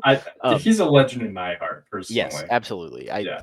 Bobby John is one of the great Survivor characters, and then you of course have Malcolm and Denise. You have Malcolm, who is, despite not being the winner of the two of the duo, probably one of the most famous post 20 Survivor players of all time. Sure. Yeah. Denise, a winner. One of the best winners, in my Yep. opinion. The only winner to go to every tribal council, the huge legacy there. 41, you have Ricard and Shan, which, regardless of the people who put the cast for Survivor 50 together, what they have to say about it, are, I think, the pioneers of the new era. Everything that they did right and wrong were the tone setters of what the game was going to look like for the next 10 seasons. And two of the biggest characters, regardless of their gameplay capabilities and shortcomings, that the show has given to us since the new era began. And now we have Alex and Sophie entering that mythos of where we're still so early that we don't really have too much to establish for them. And I know, it's weird. Yeah. It almost, like, it's happened to them so fast that it almost feels like they are undeserving of that entry into that, like, echelon of Survivor history.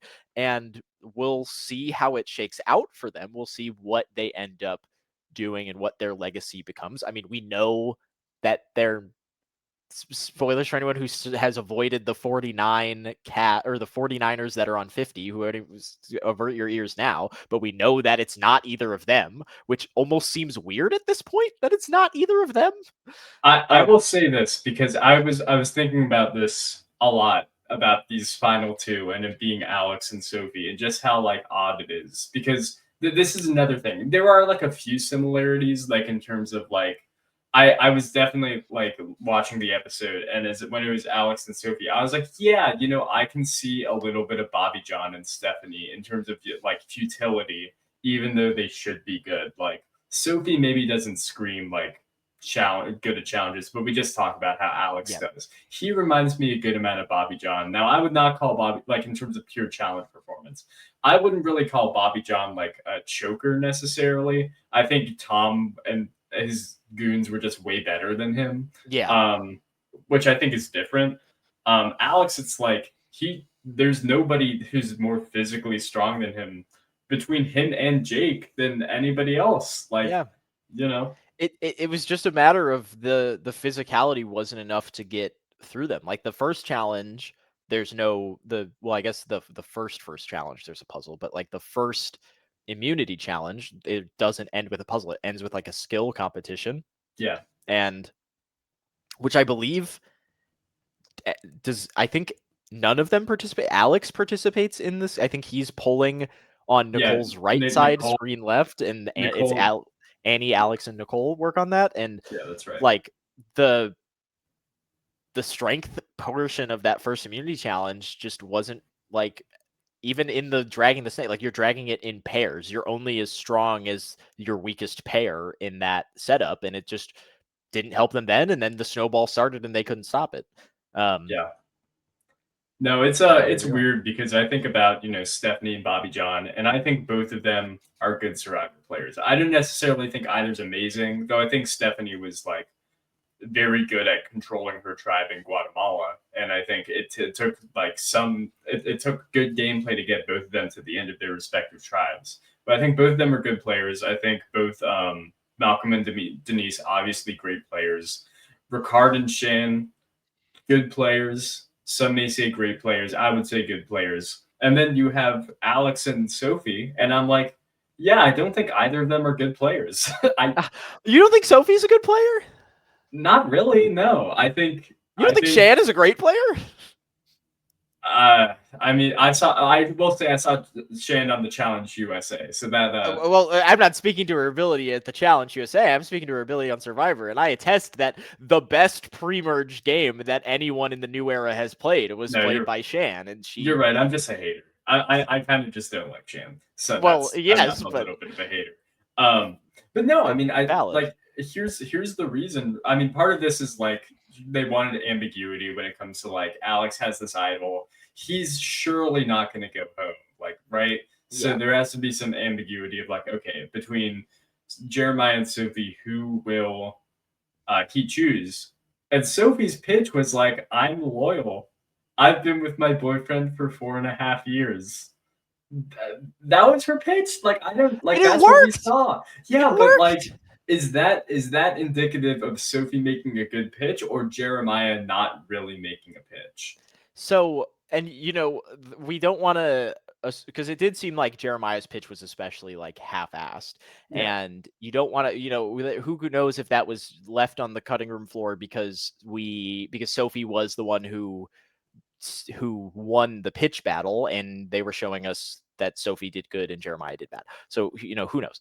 But from what we saw, I actually think that Sophie played this round phenomenally well. And the way that she was able to pit them against each other and make sure that her name was not one of the ones that would be voted for, and when only 3 votes are being cast, is I mean, I think she does everything right. I had a moment where I was worried for her when she was spying on Alex and Jeremiah, and I was worried that she was going to read too deep into that and like let it get to her, and it was going to blow up in her face because I mean, it's a tribe of 3. You 2 people are talking to each other. Anytime those 2 people are talking to each other, they're talking about voting you out. Mm-hmm. Any conversation that Alex and Jeremiah would have, it is about voting you out, Sophie. Like that is, you don't need to spy on them to get to that conclusion. Yeah. And I was worried that she was going to overcook here, but I think she did a very good job of checking in with Alex and being like it's like, you have your idol and maybe you'll play your idol and it won't be you, but it won't be me because the votes aren't going that way. Like that's not what Jeremiah is doing. And then making Jeremiah still feel like we're going through with the flushing the idol for Alex plan. I think it was a huge mistake on Jeremiah's part, just knowing because he mentioned last episode when it was 4 people that he felt like he was 4th of the 4. The fact that Jeremiah doesn't play his shot in the dark here is a little like a huge error in Yeah. my eyes. Good point. And I think that is credit to Sophie putting in the work to make absolutely sure that these 2 guys are voting for each other. And in a tribe of 3, that's what you need to do. You just need to make sure that the 2 people aren't voting for you, and then you're good. So I think Sophie has proven herself to be, I mean, far and away the best player on the tribe. Sure. And Yeah. we haven't gotten to see anyone else play. So in my anyone else on the other tribes really play. So in it right now, she's the best player on the season. Yeah. Yeah, no, I don't agree with that. I think that there are 4 players in Uli who have had better games than Sophie has so far. Really? Yes, I think to let's pull out the graphic again Yep. because I mean, I think got I know which thoughts. 4 you're gonna Well, reference. yeah, but I want to explain why. Okay. So actually, maybe I'd say 5 if you want to throw Jason in there for literally Oh, okay. We're talking about carrying. Hina. Okay, you said Uli. Well, no. I'm also throwing in Jason right now. The Uli 4 and Jason. Yeah, well, I think Jason has like I don't know. He's got puzzle stocks. He's okay. He's good at the chat. He's not even in the core. He doesn't even have any alliance members. I don't think. well, I don't know. But I do think Nate, Rizzo, Savannah, and Shannon, all for different reasons. I know that they're in the alliance, but I think they're all playing a better game than Sophie in their own ways. I think Rizzo has done a good job at like using the power of his RIZGOD-ness and the fact that he won that initial challenge to really solidify some bonds that'll help him later on in the game. I think Nate has done a great job at actually relating to his tribe. Like Here's something that I'll take away from Sophie really quick. This is my Mhm. tangent. Sophie's gameplay on Kelly was basically, I hope Jake picks me as his number one as the tribe was dwindling. If Jake had stayed in the game and we were now at a 3 scenario, and let's assume Jeremiah goes home still, and it's Jake, Alex, and Sophie, her gameplay would still be, I want to convince Jake to keep me, which I don't think is what she should be doing. I think that that's very like, you don't want to put your whole game in somebody else's hands, especially when she acknowledged many times in confessionals that yeah, Alex and Jake seem really really close. I'm jealous. You know, that's why I take credit away Yeah. from Sophie. I definitely see what you're saying, and I do think that if it had been in a position where like say Jeremiah gets bit by a snake and then we go to tribal here, I think Sophie is probably cooked. But where I will push back on that is that this was a crazy circumstance, and Sophie knows this because she's one of the bigger fans on the cat. I have to imagine that she knows this and Jeff has denied this, but the precedent is what the precedent is. If it in the new era, if the first 3 eliminations come from the same tribe, they swap. They Yeah, swap after 3. You only have to get to 3. The UA situation, we had 2 people from Yasa go home. Every other disaster tribe that gets dwindled down, it happens on 45. We lose 3 people from Lulu. We swap at 15. It happens in 48. We lose 3 people from Vula, and we swap at 15.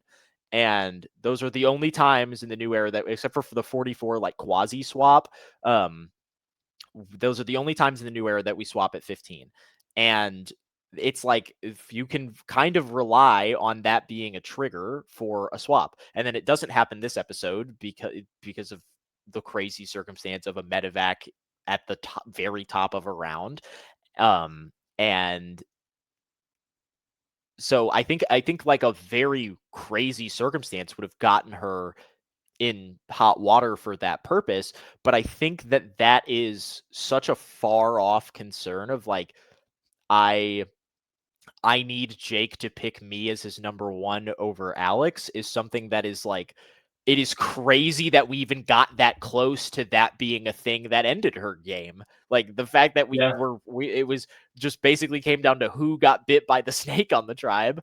The fact that we were that close to it, I think is a total off the wall thing that I don't detract from her too much for, because that it's crazy that it came that close to being a concern.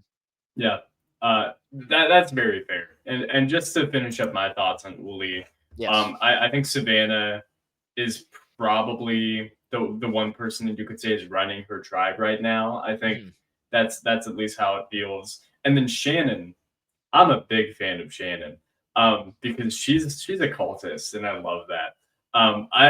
She's not actually, but I love how she has been able to do this thing where she's praying over the crabs or whatever, and it's like, thanks the survivor god for giving us this crab, and everybody in who's not in her alliance is like, okay, yeah, I'll go along with this, I guess. And then all the people in her actual alliance are, I know what she's doing, but I'll go along with it, regardless of which column you fall into. They're going along with Going it. along with it.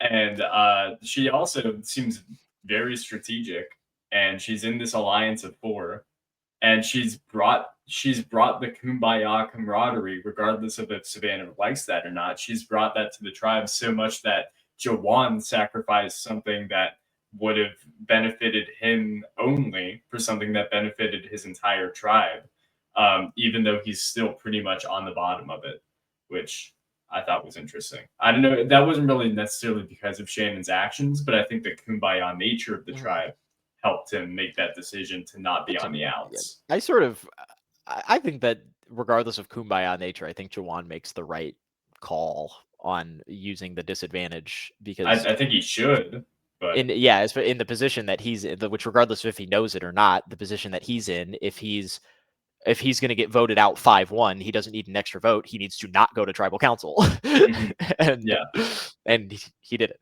But that's last week. I mean, they're definitely, it's being presented to us that they're in good positions, that they're playing very well. But I think it's hard to say firmly when we haven't seen them go to tribal council yet. Fair enough. Yeah, fair enough. But I don't know. Like tribal council is kind of where you put your money where your mouth is, but Yeah. like that's not to say that you can't see somebody running a tribe well when you don't go to tribal council. Like an obvious example is like the 5th time we're bringing up Survivor Palau, but like Tom Westman was obviously running Karor, and like running it like it was the goddamn Navy. And you know, like it was obvious that he was probably in the best position in the game because of that. He didn't need a tribal council to prove that. I would say similar things about, say, I don't know. I'm trying to think of other tribes that have like not gone to tribal council and where they were at. I would say that like if you look back at Philippines, like Penner was in a pretty good position on his tribe. The red tribe. Scoopin was as well. That's another Scoopin mention. That's like 4. You know, big day for Scoopin. Yeah, big day for him. But you know, I think you can tell who's in a good position in the game, regardless of whether or not you get a tribal council. It can all come crumbling down with the tribal council, but and especially with a swap coming up, you know, with like it's true. One of those people's probably going to go home next. Yeah, I mean, we could have our Tracy Wolf Hughes Tracy or whatever. Hughes Wolf, I think. Hughes Wolf. Where like you run your tribe and then you get swap screwed and then that's it. You know, it can be something as simple as that. And then you're on fan casts forever. Which, hey, that's not the worst thing. At least you're fondly remembered. At least you're remembered. At least you're remembered for being a free merger. Yeah,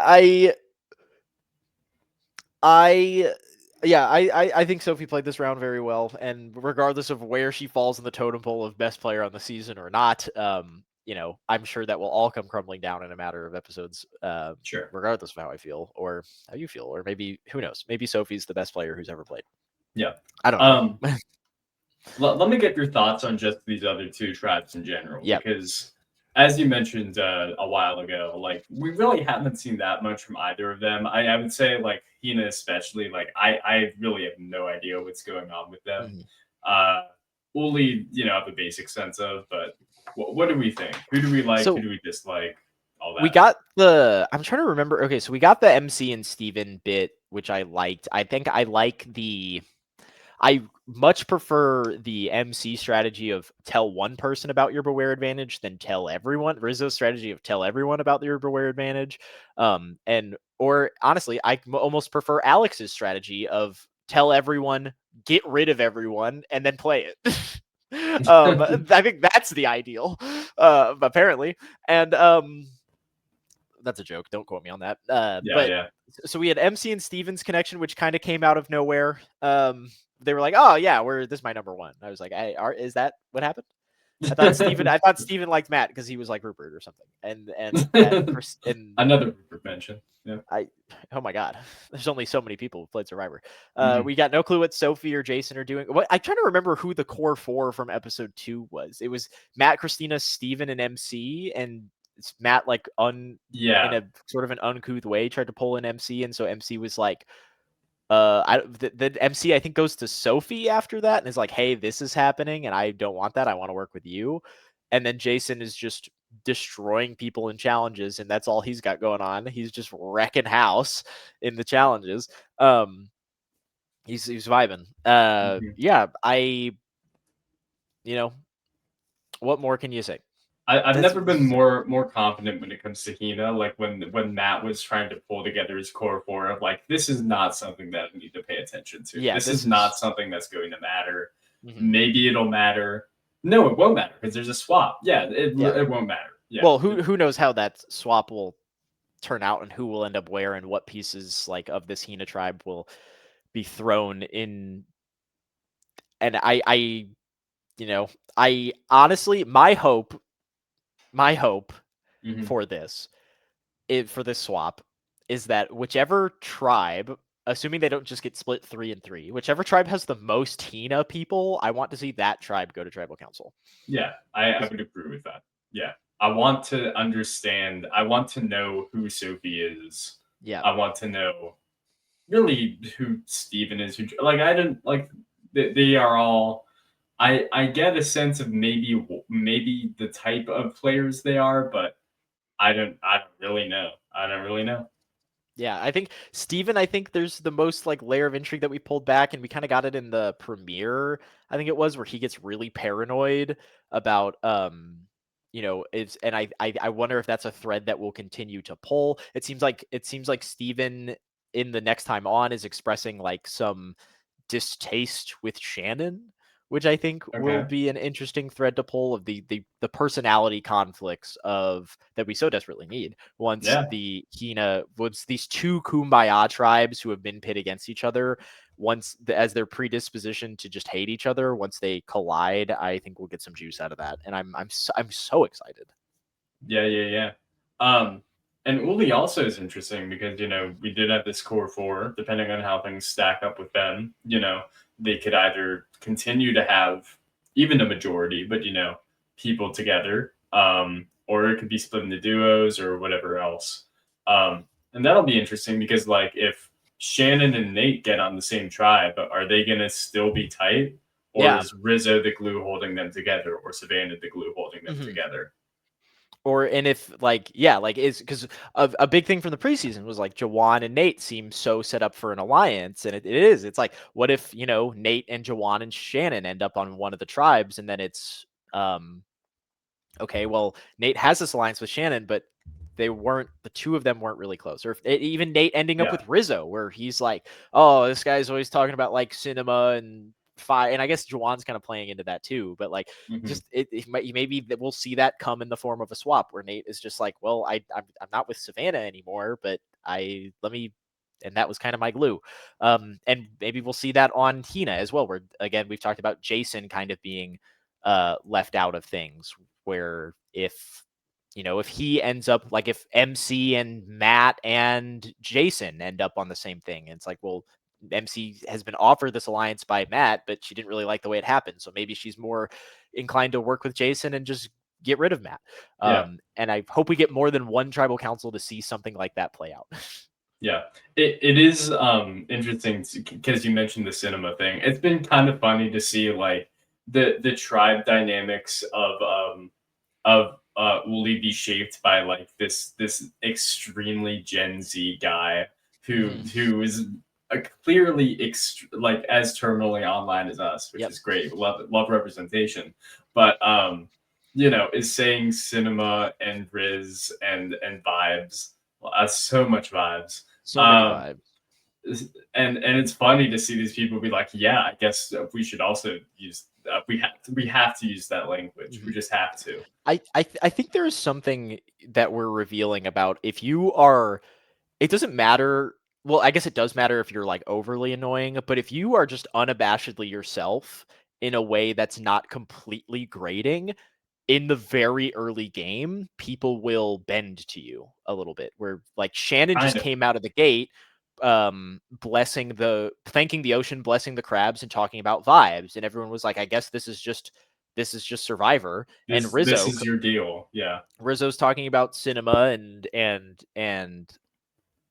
that, and now everyone's like, oh yeah, Rizzo, like, yeah, Rizzo, this person, when someone has an identifiable thing that is maybe not everyone's favorite thing, but it's at Sure. least tolerable, and maybe it seems like someone else on the tribe gets a kick out of this person's thing, you don't want to poo-poo the thing that is bringing people joy, because what if Yeah. people get mad at you for poo-pooing that thing that they think is cool, or if the poo-pooing of it gets back to the person that you're poo-pooing, Yeah. and then so now it's just like you can set the norm of your tribe just by being a little freak in the first 12 hours, and Hmm. now everyone else is pretending to be the same kind of freak. Everyone's matching your freak, regardless of how they actually feel about you. And in that, there is power. Yeah. Um, No, I mean, speaking of like poo pooing, you do have the other side of that coin, which is Sage, who yes. goes into episode one and is like, I pee when I'm nervous and I love poop. And it's like everyone's like, Good for you, girl. Like, Yeah. yeah. And Okay. then that is the other side of the coin where someone has taken it a little too far and it's a little bit too out there. And there isn't really, you don't have, you know,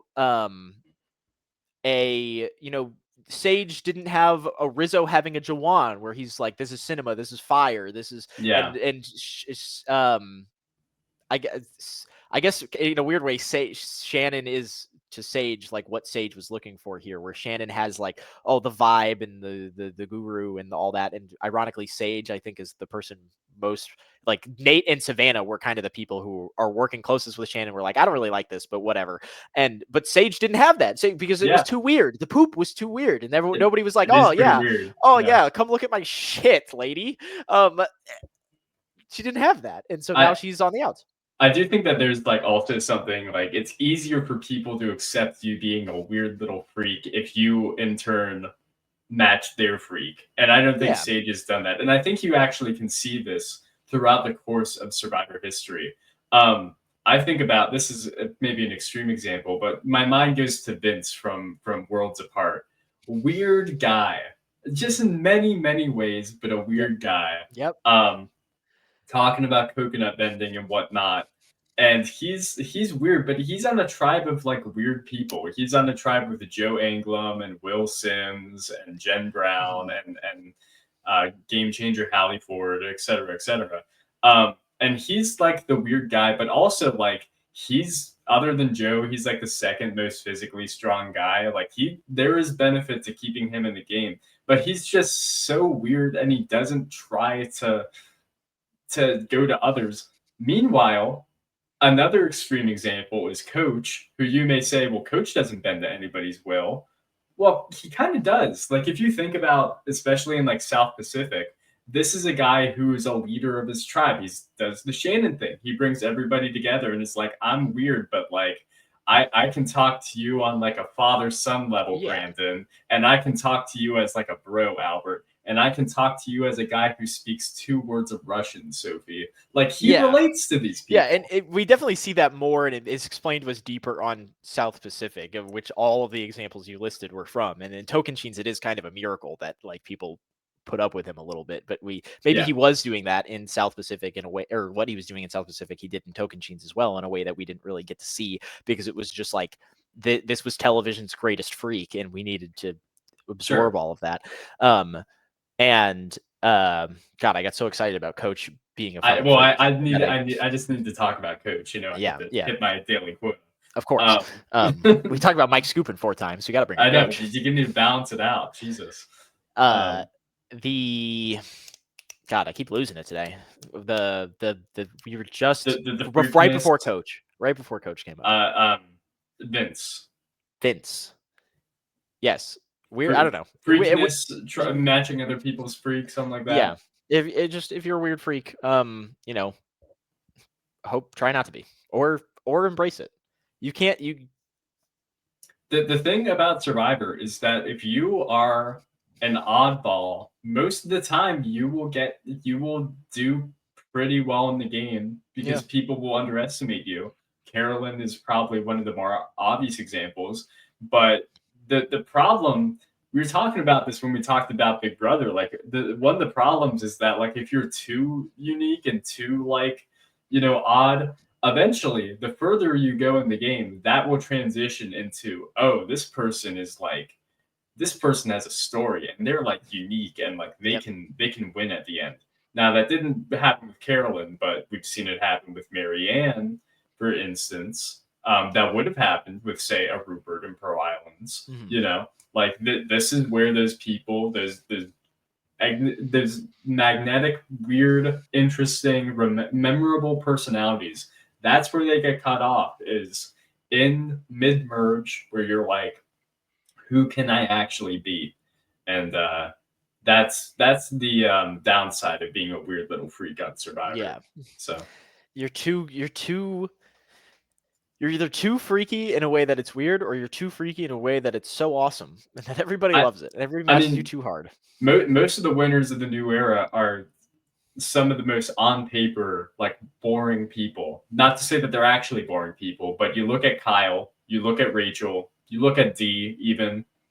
they seem like normal individuals, which is maybe the scariest thing of all. Now then again, you got people like Mike Gabler and Yeah, Marianne and and Jam Jam. yeah, it's like, well, I don't, they've got unique traits about them, but Gabler's unique trait is just like, this is like an old guy, and he's just Yeah. like kind of old. And Yeah, that was the weird thing about him, is that he was old. I mean, it basically was like he did old guy stuff, like putting palm fronds on his I was contestants. thinking of that as an example counter to what you were talking about. I think, I think he was, quirky in an old guy way. You know what I Yeah, mean? And Jam Jam, like, yeah, sure, very unique guy, but he was also on the tribe of he was on the Freaks and Geeks tribe. absolutely. So I think that's a little different too. Yeah. Is if you are surrounded by the weird, you're not as weird in comparison. And compared to Carolyn, much more normal seeming. To put it simply. The Freaks and Geeks and also Helen and Sarah are there, and they got Yeah. outnumbered. Yeah. Anyways, that's to say that's I guess why Shannon is thriving and Sage is not in the game right now. But yeah, I'm interested. I'm so excited for Swap the Two Tribes, and there's infinite machinations that this could shake out, and I'm so excited to actually I'm glad that the Kella chapter has closed as fast as it did, because now we can really get into this season and the meat of it, and really get to know everybody and watch everybody play, and hopefully the sparks will start to fly. Yeah. One last thing before we end this baby is I need to get your predictions. Who do you think is going home in this episode? It's hard to say because we don't know what the swap is, but if you had to go with your heart, so we got a little, and you can kind of piece together a decent amount of who's on what tribe from the preview. So if anybody doesn't want to know anything about that, which I've already spoken to it a little bit, then I don't know. Avert your Joey. Do you care about that? Because it's like, no, I don't. Okay. So the big narrative threads that seem to be implied through the next time on is that the new Hina tribe, I have it in my notes, like what you can gather. Let me Oh wow. Okay, so you were very prepared. I got you. So the new Hina tribe that we know of consists of Sophie, the one that we know, not the one we don't know. Sophie with an I. Sophie Gotcha. from Kella. Rizzo, Jawan, and Savannah is who we know is on the new Hina tribe. And it seems like Savannah is really trying to still get Jawan out of the game. Okay. And then on the Kella tribe, we know that there is Steven, Christina, and Shannon. And it seems like Steven is annoyed to all hell with Shannon. And then everybody else, so that's what, 7 of that's only half the people that we know where they end up. So who knows what other blanks will be filled in. Typically the next time on is like misleading in the way of, it's usually pretty reliable. If somebody's name gets thrown out in the next time on, they're probably not the person going home. Sure. But I will, for the sake of making a prediction and for my own personal hope, I guess, I think that Shannon is going to get swap screwed here. I think that Shannon's going to get the Tracy Hughes Wolf treatment, and that she maybe was able to jive really well with the people she found herself on Uli, but as she ends up with some of the Hina people, maybe, I mean, she's not with Sophie, maybe she's with Alex. I think those people aren't going to vibe with her nearly as well, and that is going to be where the vote ends up. Is they're going to the Hina war. Hina's going to take the first shot in the war and take out a member of the core of Uli and get rid of Shannon. Yeah, no, I think that's a pretty good call. I would totally understand that. Mine is similar but a little different, which is I'm listening to what the next time on told us, which is I think Jawan goes home, because I think there is no incentive for anybody in the game to want to keep Jawan at this point, because after last episode, Jawan has enemies. He decided to take it upon himself and say, I am making the decision to put all this extra weight on Hina. And it's like at this point, Kelly's 2 people. They're gonna do anything, and who knows where the swap will take them. If they'll get split up, they'll do anything to stick in the game.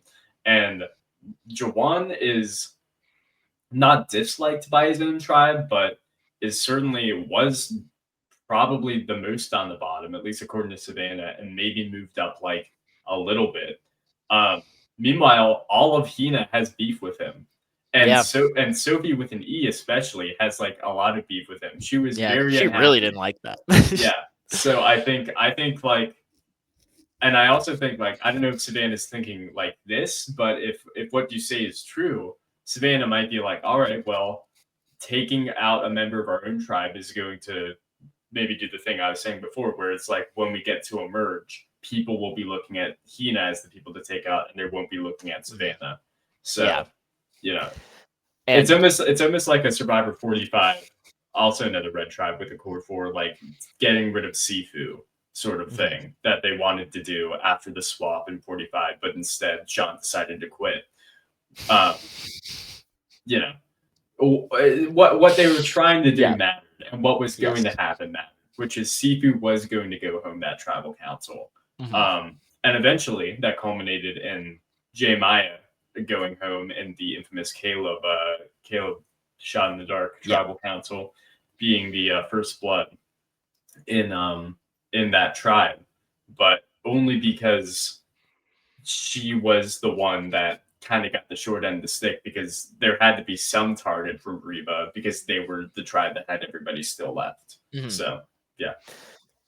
All right, so we're in agreement that Hina's going to take the first shot in the war of the Hina Uli. Maybe even to the extent that Uli is taking the shot at itself, so they can control where the shot is going, which is a good strategy. I just feel like I know so little about Hina. Like, I would have to be introduced to who, say, Sophie with an E is, only for her to go home the same episode. Which that happens. That does happen on Survivor, but like it doesn't happen to that extreme of a level, I don't think. There's no one that we'd get like the punch of going home. Like a lot of sometimes in Survivor, it is a trend of like the people who are going home pre-merge are just people that you don't give a shit about. But since the 90-minute era, they really do like a good job of making sure that you get to know the pre-mergers before they're sent away. Like it was a long time where like the second boot of a season was someone that no one had ever heard of ever. And then once we got to the 90 minutes, it was like, it was Brandon Donlin who made a very big impression. Jess, I think, is probably the most forgettable of this in 46. And which is crazy because at the time, everybody was mad that she was getting bullied or whatever, which I still think, I still think that's so stupid that people were saying that, but whatever. And you have TK in the next season who gets like a ton of visibility in the premiere, and it was like it was a lot of people kind of forget about TK, but it was crazy that TK went home second. You have Kevin who goes home in 48 after he gets a ton of screen time in the premiere. He has the whole shoulder thing happen, and he gets and that's a crazy tribal too. The one where he goes home. So yeah. And then in this season it was Annie who made a decent impression. And so they're doing a better job of fluffing out the pre-mergers, and it feels like maybe Steven or Matt have been fluffed out enough to where we'd feel the weight of them going home and that we got to know them by this point. But it does seem more like an Uli is primed. We're ready to lose an Uli. Like we understand it well enough to have one of them go. Yeah. All right. You got any other thoughts, Alec? Joey, I think that's all. Incredible. We've talked all our Survivor hopes and dreams out, and we have nothing else to say. It's all done. We're all done. All right. Well, with that being said, thank you all so much for joining. Alec, thank you so much for joining. Oh, thank you for having me. Have the greatest day of your life today. Okay. All right. Goodbye.